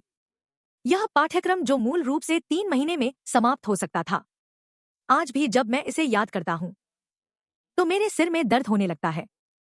और इस पाठ्यक्रम के प्रशिक्षक आंद्रेई हैं, जो विशेष कक्षा के बुनियादी ड्रैगन स्लेइंग कोर्स के प्रभारी हैं। तभी छात्रों ने आपस में चर्चा करना शुरू कर दिया। आंद्रेई ने जो पहना है वह शायद ड्रेक की आधिकारिक वर्दी है। क्या वह वही अफवाहों वाले रेड आई नाइट आंद्रेई हैं? मैं भी इस रेड आई नाइट आंद्रेई के बारे में जानता हूं। सुना है कि वह शुद्ध रक्त वाले जागृत व्यक्ति नहीं है। फिर भी वह प्रथम स्थान के साथ समय से पहले अकादमी से स्नातक हुए। उन्हें 100 साल में एक बार होने वाला प्रतिभाशाली व्यक्ति माना जाता है और अंततः उन्हें परिवार द्वारा ड्रेक की उपाधि भी दी गई। लेकिन यह आदमी अपनी कट्टरता के लिए मशहूर है। इस समय आंद्रेई ने सभी को शांत होने का इशारा किया और फिर अपनी अपनी तलवारें निकालने को कहा। जल्द ही उनका ध्यान गया मेरी पीठ पर बंधी भारी तलवार की ओर। छात्र जीक, उस तलवार का क्या मामला है? मैंने कुछ नहीं कहा और बस भारी तलवार निकालकर उसे कुछ बार घुमाया। जैसा कि आप देख रहे हैं, यही वह तलवार है जिसका मैं उपयोग करता हूं। आंद्रेई ने अपनी भौहें सिकोड़ी। क्या तुम्हें पता नहीं है कि छात्रों को अपनी शारीरिक स्थिति के अनुसार उपयुक्त तलवार चुननी चाहिए? मैंने बेप्सी में एक आह भरी। मुझे पता था कि यह तलवार मुसीबत खड़ी करेगी, लेकिन अगर मैं इस तलवार से शिक्षक को हरा सकूं, तो क्या फिर मुझे सफाई देने की जरूरत नहीं होगी? आंद्रेई ने यह सुनकर तुरंत एक शक्तिशाली आभा जारी की। वह मुझे डराना चाहते थे, लेकिन मैं भी कम नहीं था और तुरंत सक्रिय कर दिया एक मजबूत मानसिक रक्षा कौशल, जिससे आंद्रेई की आभा को आसानी से रोक दिया। यह देखकर आंद्रेई ने धीरे से तलवार निकाली। अगर मेरी तलवार उनकी तलवार को छू लेती है, तो वह मेरी इस ढिठाई के लिए मुझसे सवाल नहीं करेंगे और मुझे ड्रैगन स्लेइंग के बुनियादी पाठ्यक्रम से छूट भी मिल सकती है। आंद्रेई ने धीरे से बोलना जारी रखा, लेकिन मुझे ज्यादा चिंता करने की जरूरत नहीं है। उन्हें छात्रों पर QI का उपयोग करने की आदत नहीं है। मेरे मन में एक मुस्कुराहट दौड़ गई। मैं आंद्रेई की कमजोरियों को अच्छी तरह जानता हूं। मैं उन्हें हरा सकता हूं, लेकिन मुझे कुछ बातों का ध्यान भी रखना होगा। इस समय शायद मुझे एबेल द्वारा देखा जा रहा होगा। अगर मैं पालना की तरह बहुत अधिक ध्यान आकर्षित करता हूं, तो निश्चित रूप से बड़ी मुसीबत खड़ी हो जाएगी।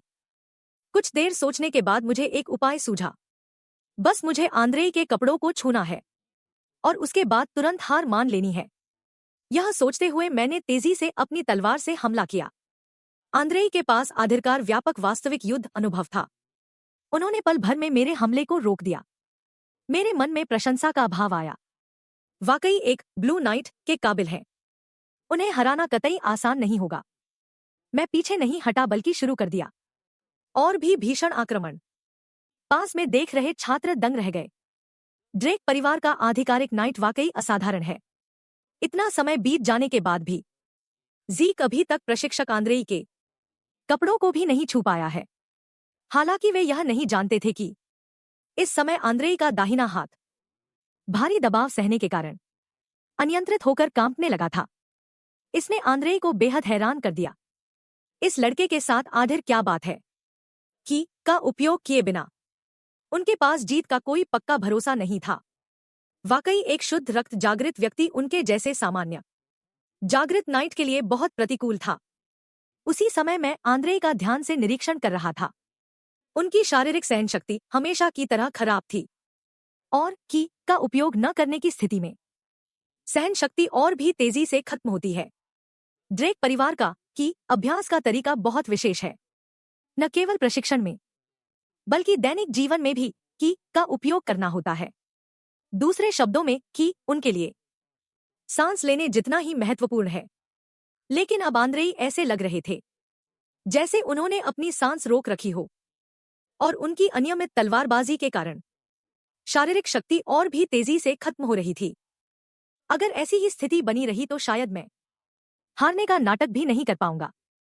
अचानक मुझे एक विचार आया। मैंने एक उपाय सोचा।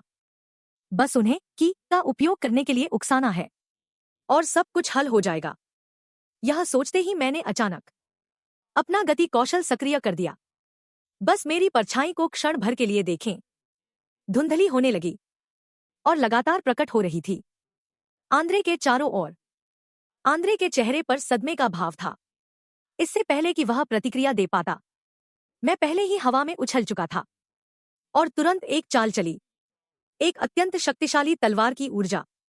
ठीक इसी नाजुक मोड़ पर आंद्रे को अपनी तलवार पर ऊर्जा केंद्रित करने के लिए मजबूर होना पड़ा। फिर उसने मेरी ओर जोर से तलवार चलाई। यह ड्रैगन स्लेयर पद्धति की पहली चाल स्काई ब्रेकर है। शक्तिशाली बल ने मुझे सीधे पीछे की ओर उड़ा दिया।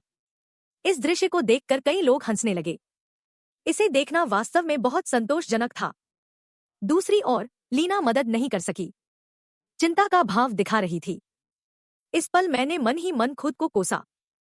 कुछ ज्यादा ही नाटक हो गया। उम्मीद नहीं थी कि यह प्रहार इतना दर्दनाक होगा। लेकिन अब इस मुकाबले को खत्म करने का समय आ गया है। अगले ही पल मैंने कमजोरी का नाटक किया और जमीन पर गिर पड़ा। आंद्रे ने चुपचाप अपनी लंबी तलवार वापस रख ली। उसने मुझसे कहा कि भविष्य में ड्रैगन स्लेयर कोर्स में आने की जरूरत नहीं है। यह कहकर उसने मंच के नीचे बैठे छात्रों की ओर देखा। अगर कोई और है जो उसकी क्लास नहीं लेना चाहता, तो वह अभी ऊपर आ सकता है और उसे चुनौती दे सकता है।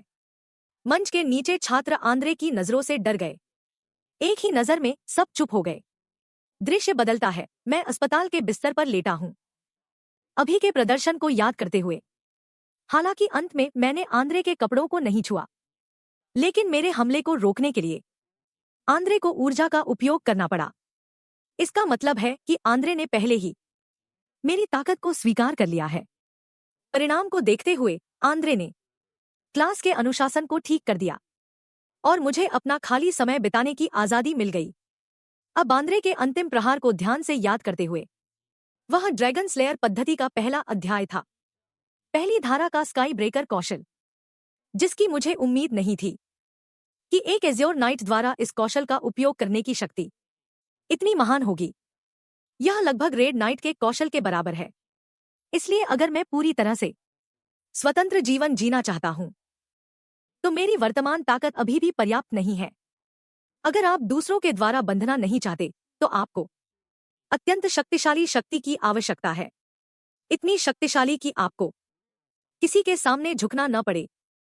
ठीक तभी एक आकृति अचानक वार्ड में दिखाई दी। मैंने ऊपर देखा तो एक लाल बालों वाले अंकल थे। वह बहुत अनुभवी और थके हुए लग रहे थे और ऐसा लग रहा था कि यह आदमी मुझे जानता है। लड़के, तुमने अभी यह कैसे किया? तुम्हें स्पष्ट रूप से गंभीर आंतरिक चोटें आई थी। तुम पल भर में कैसे ठीक हो गए? इसने मुझे चौंका दिया। क्या उसने मेरी ठीक करने की क्षमता को भांप लिया है?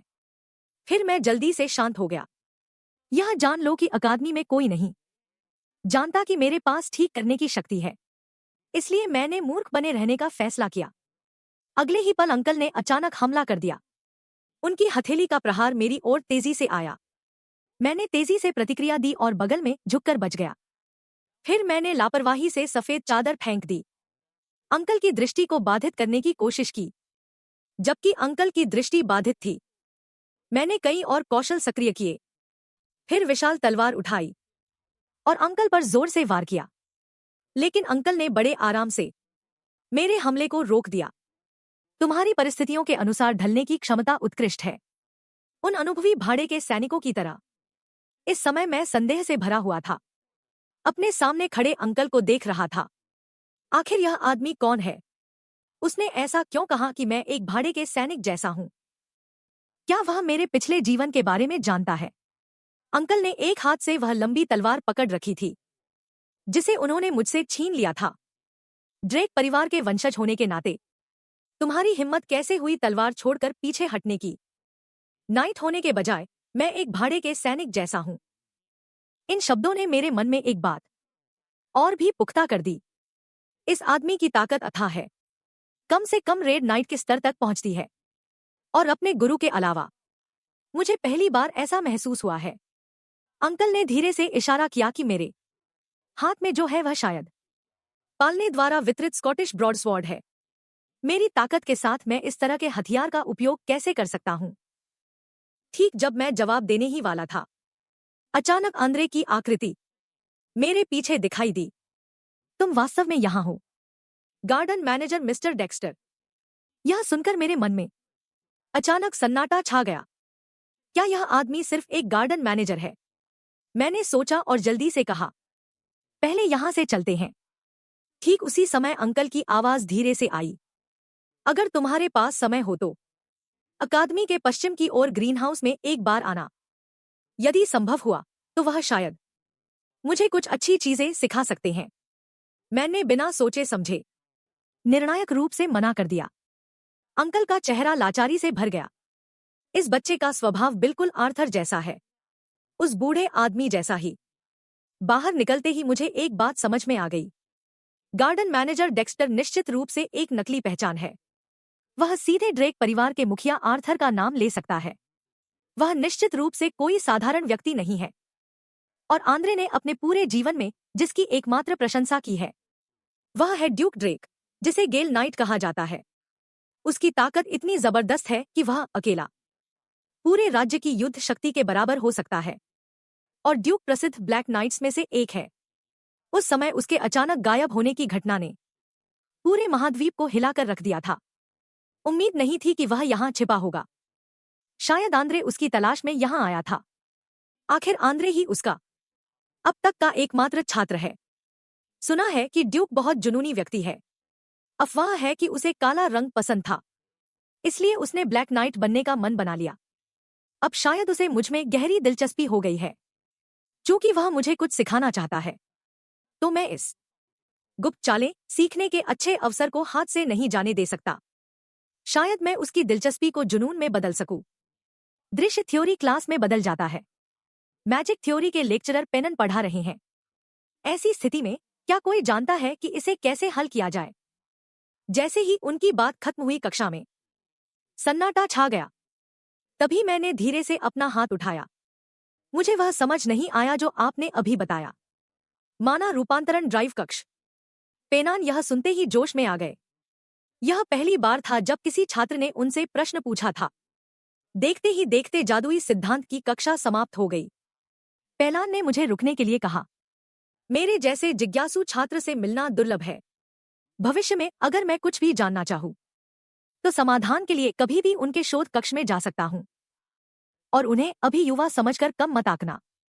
वह डेल्फी मैजिक यूनिवर्सिटी में रह चुके हैं, कई छात्रवृत्तियां प्राप्त करने वाले छात्र। यह मेरी उम्मीदों से परे था। मुझे बहुत पहले से ही लगा था कि यह प्रोफेसर असामान्य है। सोचा नहीं था कि वह प्रसिद्ध डेल्फी मैजिक यूनिवर्सिटी से स्नातक होंगे। मैंने बिना किसी हिचकिचाहट के तुरंत हाँ कर दी। मेरे विचार में जादूगरों के साथ अच्छे संबंध बनाना कोई बुराई नहीं है। और गणना में कुशल जादूगर आमतौर पर अधिक खुले विचारों वाले होते हैं, उन रूढ़िवादी शूरवीरों की तुलना में साथी के रूप में अधिक उपयुक्त हैं। जब मैं यह सोच ही रहा था, तभी मैंने ध्यान दिया कि ड्यूक पास की एक कुर्सी पर लेटे हुए थे। मुझे देखते ही उन्होंने तुरंत पूछा कि मैं उनसे मिलने ग्रीन हाउस क्यों नहीं आया। उन्होंने कहा था कि वे मुझे कुछ अच्छी चीजें सिखाएंगे। मेरा चेहरा उदासीन था। क्या मैंने उस समय स्पष्ट रूप से मना नहीं कर दिया था? और अब मैं अभ्यास में इतना व्यस्त हूं कि बिल्कुल समय नहीं निकाल पा रहा हूं। तभी ड्यूक पलक झपकते ही मेरे पीछे आ गए, इससे पहले कि मैं प्रतिक्रिया दे पाता। उन्होंने अपनी कोहनी से मारकर मुझे बेहोश कर दिया। जब मेरी दोबारा आंख खुली, तब तक मैं अकादमी के पश्चिमी हिस्से वाले ग्रीन हाउस में पहुंच चुका था। ड्यूक ने अपना इरादा बिल्कुल नहीं छुपाया कि वे ही मुझे यहां बांधकर लाए हैं, क्योंकि उन्हें मुझ में बहुत दिलचस्पी है। यह देखकर मैं धीरे धीरे शांत हो गया। उनकी यह जल्दबाजी देखकर लगता है कि उनका कोई बुरा इरादा नहीं है। कुछ सोचकर मैंने अपनी गति कौशल स्पीड स्किल का उपयोग करके यहां से भागने की तैयारी की। लेकिन ड्यूक क्षण भर में फिर से मेरे पीछे प्रकट हो गए। अपना बायां हाथ उठाकर उन्होंने सीधे मुझे रोक लिया। मुझे वास्तव में समझ नहीं आ रहा है कि किस बात ने उनकी दिलचस्पी जगाई है। क्या यह पिछली बार आंतरिक चोट के तुरंत ठीक होने की बात है? यह सोचते हुए मैंने अचानक कहा, अगर आप इतने ही उत्सुक हैं तो खुद ही कोशिश करके देख लीजिए। ड्यूक यह सुनकर पल भर में वहां से गायब हो गए। मैंने हलचल देखने के लिए चारों ओर सिर घुमाया। परिणामस्वरूप मैंने अपनी भारी तलवार को अपनी ओर उड़ते हुए आते देखा। यह देखकर मैं तुरंत बगल में हट गया। और फिर मुड़कर तलवार को थाम लिया। मेरी नाराजगी भरी आवाज धीरे से निकली, तुम आखिर चाहते क्या हो? ड्यूक ने प्रस्ताव दिया कि क्यों न एक शर्त लगाई जाए। अगर मेरी तलवार उनकी आस्तीन को छू ले तो वे मेरी किसी भी एक इच्छा को पूरा करेंगे, लेकिन अगर मैंने हार मान ली या समर्पण कर दिया तो मुझे अपने सारे राज उन्हें बताने होंगे। इस तरह समय बीतता गया। 2.5 घंटे हो गए। इस समय ड्यूक का मन संदेह से भरा था। यह बच्चा आखिर कहां से आया है? न केवल मेरी सहन शक्ति अद्भुत है, बल्कि प्रहार सहने की क्षमता भी बहुत अधिक है। शारीरिक शक्ति तो मानो अनंत है, और ऊपर से अपनी चोटों को लगातार ठीक भी कर सकता है। तभी मैंने चुपके से हीलिंग कौशल का उपयोग करके अपनी स्थिति बहाल की। हालांकि मैं इस अवस्था के सहारे पूरा दिन डटा रह सकता हूं, लेकिन इस तरह चलते रहने से निश्चित रूप से यह शर्त नहीं जीत पाऊंगा। इसलिए मुझे ड्रैगन्स मैजेस्टी का उपयोग करना होगा, क्योंकि यह कौशल बहुत खतरनाक है। मैंने पहले कभी इसका उपयोग नहीं किया था, लेकिन अब प्रतिद्वंद्वी एक शक्तिशाली डार्क नाइट है, तो शायद कोई बड़ी समस्या नहीं होगी। अगले ही पल मेरे शरीर की आभा अचानक फूट पड़ी। हवा की एक शक्तिशाली लहर क्षण भर में चारों ओर फैल गई। यह देखकर ड्यूक की आंखों में हैरानी की एक झलक आई। यह बच्चा वाकई दिलचस्प है। मैंने धीरे धीरे अपने पूरे शरीर की शक्ति बटोरी। गति का लाभ उठाते हुए तुरंत एक बटोजन स्वॉर्ड ड्रॉइंग स्लैश प्रहार किया। ड्यूक ने मन ही मन मूल्यांकन किया। यह लड़का बार बार एक ही तरह से हमला कर रहा है, उन अत्यंत तेज लोगों की तुलना में जिनसे वह पहले मिल चुके हैं, और थून परिवार की बेटी की तुलना में यह वास्तव में उतना प्रभावशाली नहीं है। लेकिन उसकी आंखों में वह जो दृढ़ता है, वह वास्तव में सराहनीय है। उसी समय मैंने अचानक ड्रैगन मैजेस्टी कौशल सक्रिय कर दिया। पलक झपकते ही एक भयानक दबाव तुरंत चारों ओर फैल गया। इससे ड्यूक को अचानक पसीना आ गया। बिना ज्यादा सोचे उन्होंने सीधे एक मुक्का मारा और मेरी भारी तलवार के टुकड़े टुकड़े कर दिए, इससे पहले कि वे कुछ और सोच पाते। मैंने उड़ती हुई धूल का फायदा उठाकर तेजी से उनके पीछे का चक्कर लगाया और फिर से ड्यूक पर ड्रैगन मैजेस्टी कौशल से हमला किया। हालांकि इस बार मेरी तलवार सीधे ड्यूक के शरीर के पार निकल गई। इसके तुरंत बाद ड्यूक हवा के झोंके में बदलकर गायब हो गए। मेरा दिल दहल गया। अभी पिछले ही क्षण मैंने ड्रैगन आई कौशल सक्रिय किया था। क्या यही ड्यूक की गुप्त चाल है? साधारण दौड़ का उपयोग करके तेज हवा पैदा करना। कोई आश्चर्य नहीं कि उन्हें ब्लास्ट नाइट, गेल नाइट कहा जाता है। इस समय ड्यूक चुपचाप मेरे पीछे प्रकट हुए। इस मुकाबले को एक ड्रॉ मान लेते हैं बच्चे, यह कहकर उन्होंने अचानक एक मुक्का मारा। उस शक्तिशाली बल ने सीधे मुझे पीछे की ओर उड़ा दिया। उसी समय मेरी आंखों के सामने एक सूचना खिड़की प्रॉम्प्ट विंडो दिखाई दी। कौशल के अत्यधिक उपयोग के कारण थकान का स्तर अनुमत सीमा से अधिक हो गया है। वाकई एक शक्तिशाली प्रतिद्वंद्वी है। यहां तक कि कौशल के दुष्प्रभाव भी इतने कठिन हैं। उसके बाद मैं और सहन नहीं कर सका और धीरे से अपनी आंखें बंद कर लीं। जब मेरी दोबारा आंख खुली तो पाया कि मैं अपने छात्रावास वापस आ गया हूं। मेरा मन पछतावे से भरा था। बस थोड़ा सा ही रह गया था।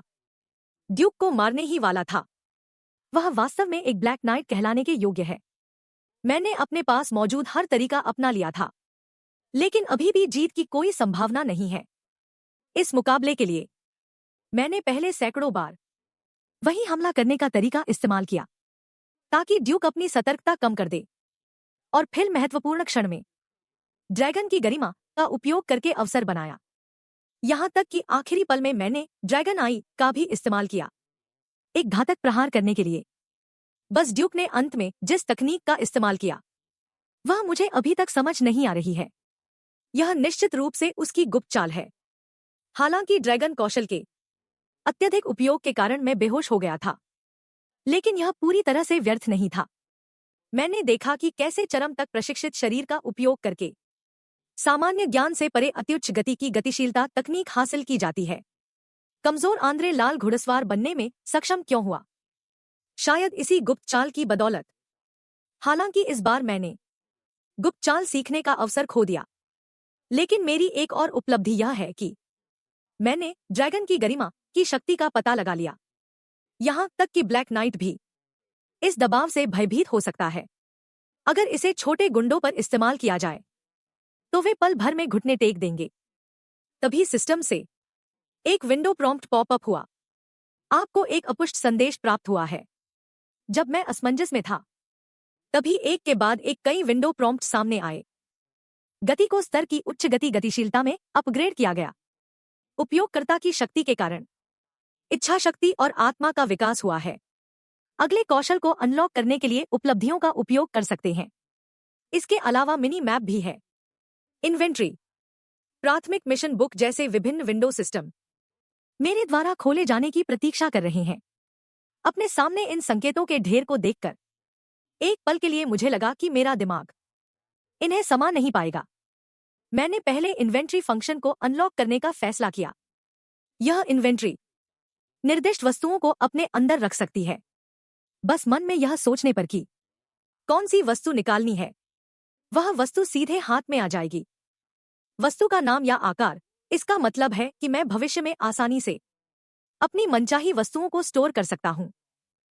फिर मैंने अपने दिमाग में कल्पना की खंजर को इन्वेंट्री में रखने की। अगले ही पल खंजर इन्वेंट्री के संबंधित स्लॉट में दिखाई दिया और इन्वेंट्री वस्तु के आकार और वजन के आधार पर अलग अलग संख्या में ग्रिड लेती है। जब मैं बड़ी तलवार निकालना चाहता हूं तो बड़ी तलवार तुरंत हाथ में आ जाती है। मैं बहुत उत्साहित हूं। यह सबस्पेस बॉक्स से कहीं अधिक उपयोगी है और इन्वेंट्री को उपलब्धियां हासिल करके बढ़ाया जा सकता है। इतना शक्तिशाली फंक्शन वास्तव में केवल एक निचले स्तर का प्रबंधक कौशल है। अगर यह उच्च स्तर तक पहुंच जाए तो कल्पना करना मुश्किल है कि यह कितना शक्तिशाली होगा। ऐसा लगता है कि भविष्य में अचीवमेंट पॉइंट्स का उपयोग करते समय मुझे अच्छी योजना बनानी होगी। तभी बटलर डिर्क मेरे कमरे में आया। उसने बताया कि गार्डन मैनेजर ड्यूक के पास मुझे देने के लिए एक पत्र है। यह देखकर मैंने धीरे से लिफाफा खोला। उसमें बस एक छोटा सा वाक्य लिखा था, अगर आप फिर से चुनौती देना चाहते हैं तो कभी भी उसके पास आ सकते हैं। इससे मेरे दिल में आशा की एक किरण जगी। ऐसा लगता है कि मैं पूरी तरह से हारा नहीं हूं। ड्यूक की उस गुप्त चाल को सीखने का अभी भी मौका है। इसी बीच एक और खबर आई, उस लोहार के बारे में जो मैंने पिछली बार बताया था। डिर्क ने उसे मेरे लिए ढूंढ लिया है, लेकिन एक समस्या है। उसने अपॉइंटमेंट से इनकार कर दिया और कहा कि वह भविष्य में कभी हथियार नहीं बनाएगा। लोहार गैलियन के ठिकाने का पता चलने के बाद मैं तुरंत गाड़ी में बैठकर फाफनर लोहार की दुकान पर पहुंचा। पिछले जन्म में मैंने गैलियन की जान बचाई थी। बदले में गैलियन ने मेरे लिए एक उत्कृष्ट कृति सन स्वॉर्ड ग्राम बनाई थी, जैसा कि उसका उपनाम सोल ब्लैकस्मिथ है। यह तलवार ऐसी है जैसे वह देख सके, उपयोगकर्ता की आत्मा के पार, और इसमें वह विशेष क्षमता है जिसकी मुझे सबसे अधिक आवश्यकता है। यह आकाश को ऊर्जा में बदल सकती है। हालांकि महाद्वीप के इस शीर्ष लोहार की वर्तमान स्थिति ने मुझे बहुत हैरान कर दिया। वह बहुत बुरी हालत में लग रहा था। हालांकि वह कभी कभी ऐसा होता था, लेकिन इस बार यह विशेष रूप से गंभीर लग रहा था। क्या ऐसा हो सकता है कि मुझसे मिलने से पहले गैलियन ने अन्य कठिनाइयों का सामना किया हो? मैंने ठंडे पानी की एक बाल्टी उठाई और सीधे गैलियन के चेहरे पर डाल दी। अब तुम्हें होश में आ जाना चाहिए। मैं जानना चाहता हूं कि तुमने मेरा अनुरोध क्यों ठुकराया। गैलियन ने मेरे हाथ के दस्तानों पर ध्यान दिया और जल्दी ही उन्हें ड्रेक परिवार के प्रतीक के रूप में पहचान लिया। उसने बिना किसी हिचकिचाहट के तुरंत मुझसे माफी मांगी। मुझे वास्तव में बहुत खेद है। उसका इरादा मेरा अपमान करने का नहीं था। बस अपनी वर्तमान स्थिति में वह कोई भी अनुरोध स्वीकार नहीं कर सकता, क्योंकि वह भी नहीं बना पा रहा है जो वह स्वयं बनाना चाहता है। तो वह दूसरों की आवश्यकताओं को कैसे पूरा कर सकता है? मेरे मन में कुछ शंकाएं थी। उम्मीद नहीं थी कि गैलियन भी ऐसी दुविधा में फंस जाएगा।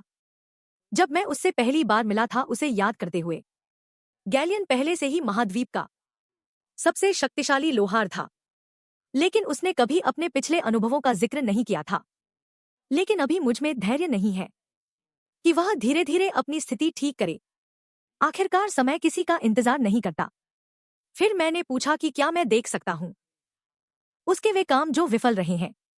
अब ऐसा लगता है कि पहले मुझे उसकी समस्या ढूंढने में मदद करनी होगी। गैलियन के नेतृत्व में मैं लोहार की दुकान के पीछे के आंगन में आया। आंगन में प्रवेश करते ही मैं वहां के दृश्य से मंत्रमुग्ध हो गया। यहाँ के हथियार कला के नमूनों की तरह सुंदर थे। फिर मैंने एक एक करके इन हथियारों का बारीकी से निरीक्षण किया। पाया कि वे बिल्कुल भी विफल उत्पादों जैसे नहीं लग रहे थे। इसके विपरीत वे भविष्य के गैलियन द्वारा बनाए गए शीर्ष लोहार के कार्यों की तरह ही उत्कृष्ट थे। फिर मैंने ड्रैगन आई कौशल का उपयोग किया इन हथियारों को फिर से देखने के लिए, और जल्दी ही समस्या का पता लगा लिया। संभवतः भट्ठी में ही समस्या है। आपने शायद अपनी खुद की बनाई हुई फोर्जिंग योजना का उपयोग किया है, कई धातुओं को मिलाकर हल्का पदार्थ बनाने के लिए, लेकिन इसकी कठोरता वास्तव में बहुत कम है। इसलिए यह ऊष्मा उपचार हीट ट्रीटमेंट के दौरान होना चाहिए। अतिरिक्त अशुद्धियों को हटाया नहीं गया था। यह सुनकर गैलियन हैरान रह गया। उसकी आंखें फटी की फटी रह गईं। न केवल मैंने उसकी फोर्जिंग विधि को पहचान लिया, बल्कि सटीक रूप से उसकी घातक कमियों को भी बताया। उसके मन में शायद कुछ योजना चल रही थी। यदि वह यह व्यक्ति है, तो शायद वह वास्तव में मदद कर सकता है उसकी कठिनाइयों को हल करने में। तब गैलियन ने कहा कि उसके पास एक अच्छा प्रस्ताव है। यह कहते हुए उसने धीरे से खोला अपना डिजाइन ब्लूप्रिंट। मैंने इसे एक नजर में ही पहचान लिया। यह 10 साल बाद गैलियन की सफलता की कुंजी थी। मैजिक फर्नेस का डिजाइन ब्लूप्रिंट। यह डिजाइन लोगों को जादू के माध्यम से अनुमति देता है भट्टी के तापमान को स्वतंत्र रूप से नियंत्रित करने की। अब डिजाइन को देखते हुए यह वास्तव में बहुत ही अद्भुत है, लेकिन मुझे अभी भी कुछ संदेह था। चूंकि ब्लूप्रिंट डिजाइन हो चुका था, तो भट्टी क्यों नहीं बनाई गई थी? गैलियन ने लाचारी से समझाया, क्योंकि उसने अभी तक डिजाइन नहीं किया था। सबसे महत्वपूर्ण माना ड्राइव चैम्बर। यदि इसे डिजाइन करने के लिए मैजिक टॉवर से मदद मांगी जाए, एक सामान्य परिवार का मासिक खर्च केवल 10 सोने के सिक्के होता है। इसलिए उसके लिए यह वास्तव में एक खगोलीय राशि के समान था। इसके तुरंत बाद गैलियन ने बड़ी उम्मीद के साथ कहा, वह जानता था कि मैं ड्रेक परिवार का एक शुद्ध रक्त जागृत प्योर ब्लड अवेकनर व्यक्ति हूं। इसलिए अगर मैं इस भट्टी को पूरा करने में उसकी मदद कर सकूं, तो वह जीवन भर बिना किसी शर्त के मेरे लिए कोई भी हथियार बनाने को तैयार होगा। इससे मैं तुरंत गहरे विचार में डूब गया। हालांकि यह सच है कि मैं ड्रेक परिवार का एक शुद्ध रक्त जागृत व्यक्ति हूं, लेकिन 10,000 सोने के सिक्के मेरे लिए भी एक बहुत बड़ी राशि है। यदि परिवार का समर्थन मिले, तो शायद बात बन सकती है। फिर विचार करने पर मैंने खोज निकाला एक आदर्श समाधान। मैंने यह प्रस्ताव स्वीकार कर लिया है। मैं माना ड्राइव चैम्बर बनाने का काम अपने परिचित जादूगर को सौंप दूंगा। यदि इसका कोई परिणाम निकलता है, तो मैं तुम्हें तुरंत सूचित कर दूंगा। और एक और बात, भविष्य में तुम खुद को फिर से मत बिगड़ने देना। यह कहकर मैं मुड़ा और लोहार की दुकान से चला गया। ड्रेक अकादमी लौटने के बाद मैं जल्दबाजी में पहुंच गया। अकादमी के प्रोफेसर अनुसंधान संस्थान में अपने हाथ में डिजाइन ब्लूप्रिंट को देखते हुए संरचना को देखकर ऐसा महसूस होता है कि यह माना ड्राइव चैम्बर बनाना मुश्किल नहीं होना चाहिए। आखिरकार इसे बनाने की विधि यहां तक कि नाइट क्लास में भी बताई जाती है। लेकिन फिर भी मैजिक टॉवर के लोग इतनी अधिक कीमत क्यों मांग रहे थे? सौभाग्य से मैं प्रशिक्षक पेलन को जानता हूं, जिनका पेशा ही माना मैजिक ड्राइव है। जब मैं यह सोच ही रहा था, तभी पास से आती बहस की आवाज ने मेरा ध्यान खींचा। मुझे पता चला कि यह गली वही है जहां पिछले जन्म में मुझे अक्सर परेशान किया जाता था। इस समय रेवेन वहां आग बबूला हो रहा था। क्या अनसुनी बकवास स्वर्ण प्रतिक्रिया है? क्या शुद्ध रक्त से परे सुपर जागृत व्यक्ति है? इस तरह के मजाक करना बंद करो। उसका जिक से हारना केवल एक दुर्घटना थी। हालांकि वह वास्तव में हार गया, लेकिन वह घटिया कारक वाला कैसे एक शुद्ध रक्त जागृत व्यक्ति हो सकता है? उसी समय मेरी ठंडी आवाज उसके पीछे से धीरे से आई, रेवेन, मुझे उम्मीद नहीं थी कि तुम इतनी जल्दी एक नया शिकार ढूंढ लोगे, लेकिन अब मैं तुम्हें केवल 3 सेकंड का समय देता हूं। चुपचाप अपना सिर जमीन पर झुका लो। यह सुनकर रेवेन के चेहरे पर तिरस्कार था। जिक, तुम यह मत सोचो कि तुम शुद्ध रक्त जागृत व्यक्ति बन गए हो तो कुछ भी कर सकते हो। इससे मुझे तुरंत गुस्सा आ गया। उसी समय मेरे शरीर की आभा अचानक बढ़ गई। अपना कुत्ता जैसा मुंह बंद करो। जब तक मैं अभी भी तुमसे अच्छे से बात करने को तैयार हूं। जल्दी से अपना सिर चुपचाप जमीन पर पटक दो। रेवेन इस शक्तिशाली हत्या की मंशा से वहीं दंग रह गया। कुछ महीने पहले जो स्पष्ट रूप से उसके द्वारा आसानी से सताया जाने वाला व्यक्ति था, अब वह वास्तव में इतनी हिम्मत कर रहा है कि उसके सिर पर चढ़ रहा है। घबराहट में उसने अपने आसपास के लोगों को इशारा किया। तुम अभी भी क्या देख रहे हो? तुम सब मिलकर इस पर हमला करो और अच्छी तरह से इस अहंकारी व्यक्ति को पीट दो। यह देखकर मेरे मन में निशब्दता छाई। मैंने तो तुम्हें मौका दिया था। मैंने पहले झुककर आसानी से चकमा दिया सामने वाले के बड़े मुक्के से, और फिर उस बल का उपयोग करते हुए सामने वाले पर एक करारा प्रहार किया। यह मुक्का पूरी ताकत से भरा था और सीधे सामने वाले को जमीन पर गिरा दिया। कई लोगों के घेराव का सामना करते हुए मैं बिल्कुल भी घबराया नहीं। कई प्रयासों के बाद भी वे मेरे कपड़ों के कोने को भी नहीं छू सके। इसके विपरीत मेरा हर प्रहार सटीक रूप से उनके महत्वपूर्ण अंगों पर लगा। कुछ ही समय बाद सभी लोग जमीन पर गिरकर दर्द से करा रहे थे। रेवेन को बिल्कुल भी अपनी आंखों पर विश्वास नहीं हो रहा था। यह कैसे संभव है? क्या यह वही व्यक्ति है जिसे परिवार बेकार जिक ड्रेक के रूप में जानता था? मैं धीरे धीरे रेवेन की ओर बढ़ने लगा। तुम भी ज्यादा डरो मत। दर्द बस एक पल की बात है। रेवेन पूरी तरह से घबरा गया। उसने कांपते हुए अपनी तलवार निकाली, खुद को हिम्मत देने की कोशिश करने के लिए। यदि मैं आधा कदम भी और करीब आया तो वह निश्चित रूप से बिना किसी संकोच के मुझे मार डालेगा। इससे मेरी नजरें गंभीर हो गई। मार्शल आर्ट के मैदान के बाहर तलवार निकालना, क्या तुम्हें पता है कि इसका क्या मतलब है? रेवेन कुनराट, तुमने मैदान के बाहर तलवार निकाली और हत्या की मंशा दिखाई, तो मुझ जिक ड्रेक के पास यह अधिकार है कि मैं भी हत्या की मंशा से तुम्हारा मुकाबला करूं। परंपरा के अनुसार यह लड़ाई जानलेवा होगी। इसके बाद की सारी जिम्मेदारी व्यक्तिगत रूप से उठानी होगी।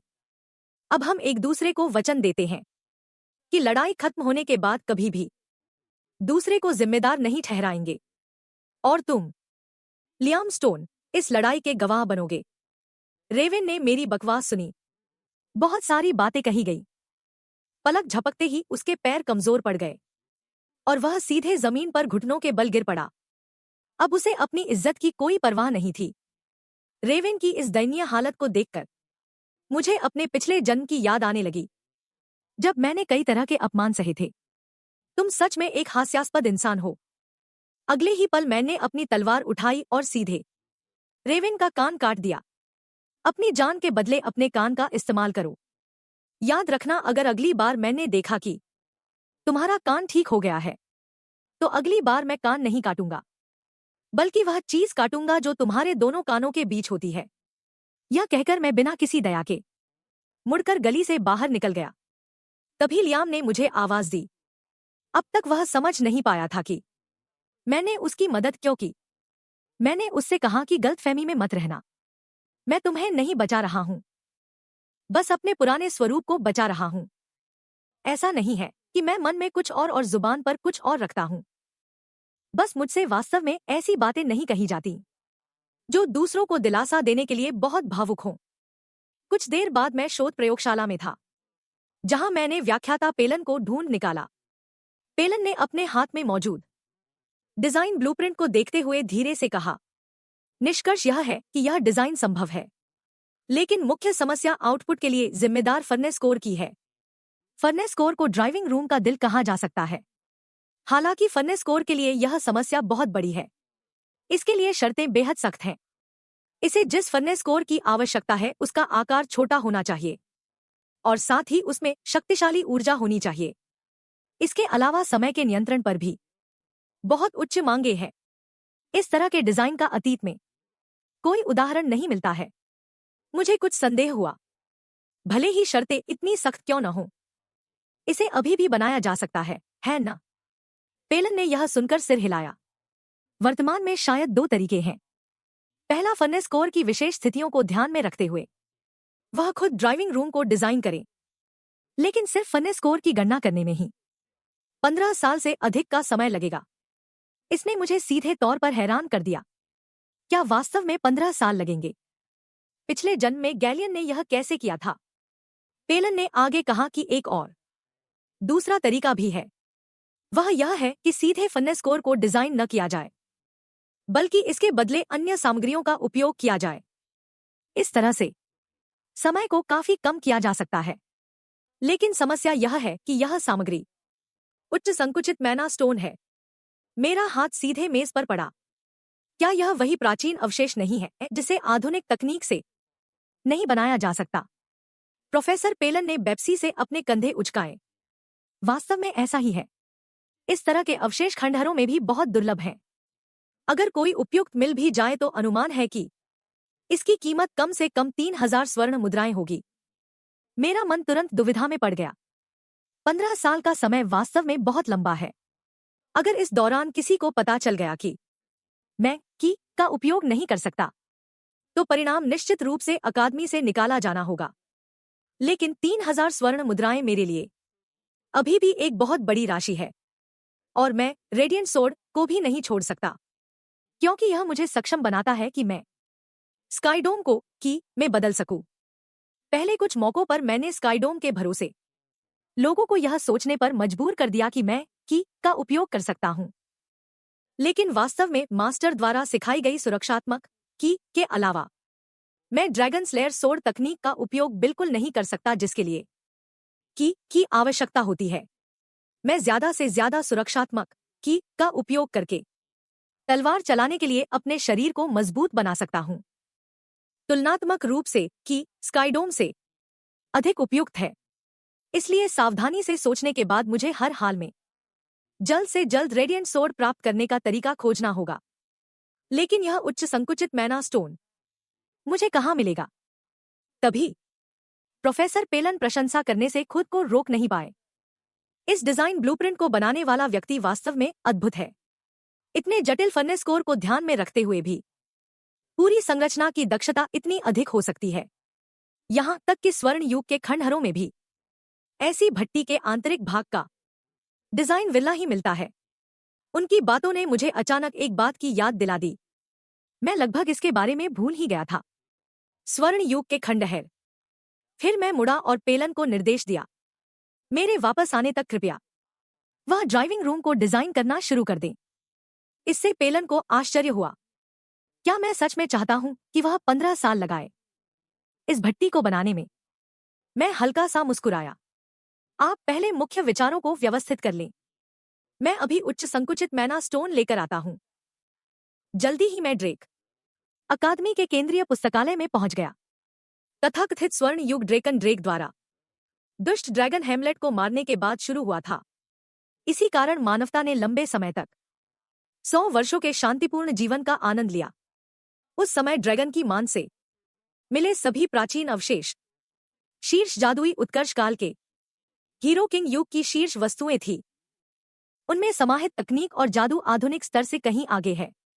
एक पूरे गांव की मैना खपत को वहन करने में सक्षम उच्च संकुचित मैना स्टोन वास्तव में हीरो किंग युग का एक बहुमूल्य अवशेष है। और केंद्रीय पुस्तकालय का डिजाइन खुद ड्रेक द्वारा किया गया था। हालांकि आमतौर पर इसका उपयोग कम होता है, लेकिन इसका हमेशा सावधानीपूर्वक रखरखाव किया गया है। फिर एक विस्तार परियोजना के दौरान लोगों ने अचानक खोज की स्वर्ण युग के अवशेषों की।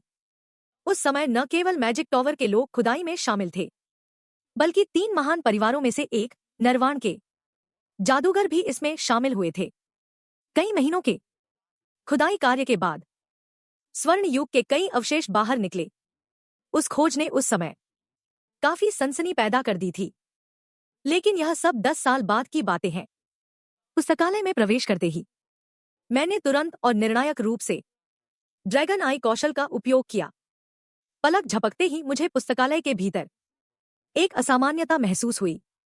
वास्तव में वहां एक गुप्त प्रवेश द्वार था। मुझे महसूस हुआ कि अंदर से वह खोखला है। इसके तुरंत बाद मैंने स्काईडोम को अपने हाथों में केंद्रित किया और फिर अपना सोल स्किल आजमाया। सोल बॉडी स्किल ही गुरु द्वारा सिखाई गई एकमात्र चीज है जो स्काई के कौशल का उपयोग कर सकती है। स्काई में अपनी इच्छा शक्ति डालना ही मुझे काटने की क्षमता प्रदान करता है और यह कौशल कई मायनों में काम आ सकता है। साथ ही इसका एक बड़ा दुष्प्रभाव भी है, वह यह है कि इसमें बड़ी मात्रा में स्काई की खपत होती है। जैसे ही मैंने धीरे धीरे सोल बॉडी स्किल का प्रदर्शन किया, बहुत समय नहीं बीता कि मैं सफलतापूर्वक अंदर पहुंच गया। पुस्तकालय के नीचे के भूमिगत स्थान में मैं सावधानी से गहराई की ओर बढ़ने लगा। अचानक बगल से आई एक आवाज ने मेरा ध्यान खींचा। ये तो कंकाल जीव निकले। उनके हथियारों को देखकर वे जादूगर द्वारा बनाए गए नहीं लगते। अगर ऐसा है तो अभी इसी समय जल्दी से उन्हें खत्म कर देना चाहिए। कुछ ही पलों के बाद 2 कंकाल मेरे द्वारा पूरी तरह से नष्ट कर दिए गए। उसी समय एक विंडो प्रॉम्प्ट पॉपअप हुआ। 2 कंकाल जीवों को मारा, 2 उपलब्धि अंक प्राप्त हुए। मुझे तब याद आया कि राक्षसों को मारने से भी सिस्टम द्वारा पुरस्कृत उपलब्धि अंक मिल सकते हैं। मैं वास्तव में इसके बारे में लगभग भूल ही गया था, बड़ी मात्रा में अंक प्राप्त करने का यह तरीका। उसके बाद मैंने एक के बाद एक लगभग 20 कंकालों को मार गिराया। अब मेरे पास पहले से ही है 140 उपलब्धि अंक। मैंने लगभग बिना किसी हिचकिचाहट के मिनी मैप फीचर को अनलॉक कर दिया। अगले ही पल एक पूरा नक्शा धीरे धीरे मेरी आंखों के सामने उभर आया। यह एक जादुई नक्शे जैसा लग रहा है। फिर मैंने देखा कि बगल में एक रूपांतरण उपकरण है जो सपाट नक्शे को त्रिआयामी 3D में बदल सकता है। इसने मुझे बेहद उत्साहित कर दिया। यह फीचर कितना शानदार है। बस यह कि यह कमरा क्यों नक्शे पर लाल रंग में दिखाई दे रहा है। ठीक उसी समय सामने फिर से एक विंडो प्रॉम्प्ट बजा। क्या आप ड्रैगन स्लेयर के मकबरे के भंडार की ओर निर्देशित होना चाहते हैं? अगले ही पल मैंने दृढ़ता से ओके बटन दबा दिया। तुरंत गंतव्य की ओर जाने वाला सबसे तेज रास्ता सामने दिखाई देने लगा। इसके होने के बाद अब मुझे रास्ता भटकने की चिंता नहीं होगी। कुछ ही देर में मैं गंतव्य पर पहुंच गया। मैं जैसे ही दरवाजा खोलने वाला था, तभी अचानक एक शक्तिशाली जादुई शक्ति ने मुझे पीछे धकेल दिया। यह वास्तव में एक रक्षात्मक जादुई अवरोध है। लगता है कि मैजिक टॉवर के सदस्यों द्वारा लगाए गए जाल को छू लिया है। अगर मैंने ये दस्ताने नहीं पहने होते तो शायद मेरा हाथ भी नहीं बचता। लेकिन चूंकि मैं यह दरवाजा नहीं खोल सकता, तो शायद सिस्टम मेरी मदद कर सके। फिर अगले ही पल में सिस्टम ने वास्तव में मेरी मदद की। रक्षात्मक जादू को हटा दिया। मैं एक सवाल पूछने से खुद को रोक नहीं पाया। सिस्टम, क्या तुम अब मेरी बात समझ सकते हो? सिस्टम की आवाज धीरे से गूंजी। बेशक। अब क्या मेरी कोई और मांग है? मैंने वास्तव में नहीं सोचा था कि सिस्टम में अपनी स्वतंत्र चेतना होगी। फिर मैंने उत्सुकता से उससे पूछा कि क्यों। वह खुद अतीत में वापस आ गया था। हालांकि सिस्टम ने इनकार कर दिया। इस प्रश्न का उत्तर देने से मैंने फिर कई महत्वपूर्ण प्रश्न पूछे। अंत में प्राप्त सभी उत्तर इनकार ही थे। वह एक भी महत्वपूर्ण बात बताने को तैयार नहीं है। तो मेरे लिए दरवाजा खोलना तो ठीक रहेगा ना? मेरी बात खत्म होते ही दरवाजा तुरंत आवाज के साथ धीरे धीरे खुल गया। उसके बाद अनगिनत विशाल खजाने के बक्से मेरी दृष्टि में दिखाई दिए। क्या यह संभव है कि ये सभी खजाने के बक्से हों? जैसा कि नाम से पता चलता है, ये अंदर भरे हुए हैं कीमती अवशेषों और खजानों से। किसी एक को भी पा लेना किसी को भी एक बड़ी धनराशि दिला सकता है। उम्मीद नहीं थी कि यहाँ सैकड़ों खजाने के बक्से होंगे। मैंने बिना किसी संकोच के सीधे सभी बक्सों को अपनी इन्वेंट्री में रख लिया। उनमें मुझे वह भी मिल गया जिसकी मुझे तलाश थी। उच्च संकुचित मैना पत्थर, और करीब से देखने पर उनकी संख्या कम नहीं थी। पूरे 4 थे। एक उच्च संकुचित मैना पत्थर इन्वेंट्री को 4 स्लॉट तक बढ़ा सकता है। हालांकि वर्तमान में 40 से अधिक स्लॉट बढ़ सकते हैं, लेकिन मुझे लगता है कि यह अभी भी काफी नहीं है यहाँ की सभी चीजों को रखने के लिए। जब मैं जाने की तैयारी कर रहा था, तभी अचानक एक तीव्र आभा ने मेरे पूरे शरीर को घेर लिया। अगले ही पल एक जादुई ढाल ने मुझे कसकर घेर लिया। इससे पहले कि मैं पूरी तरह प्रतिक्रिया दे पाता, मुझे जादू द्वारा टेलीपोर्ट कर दिया गया था।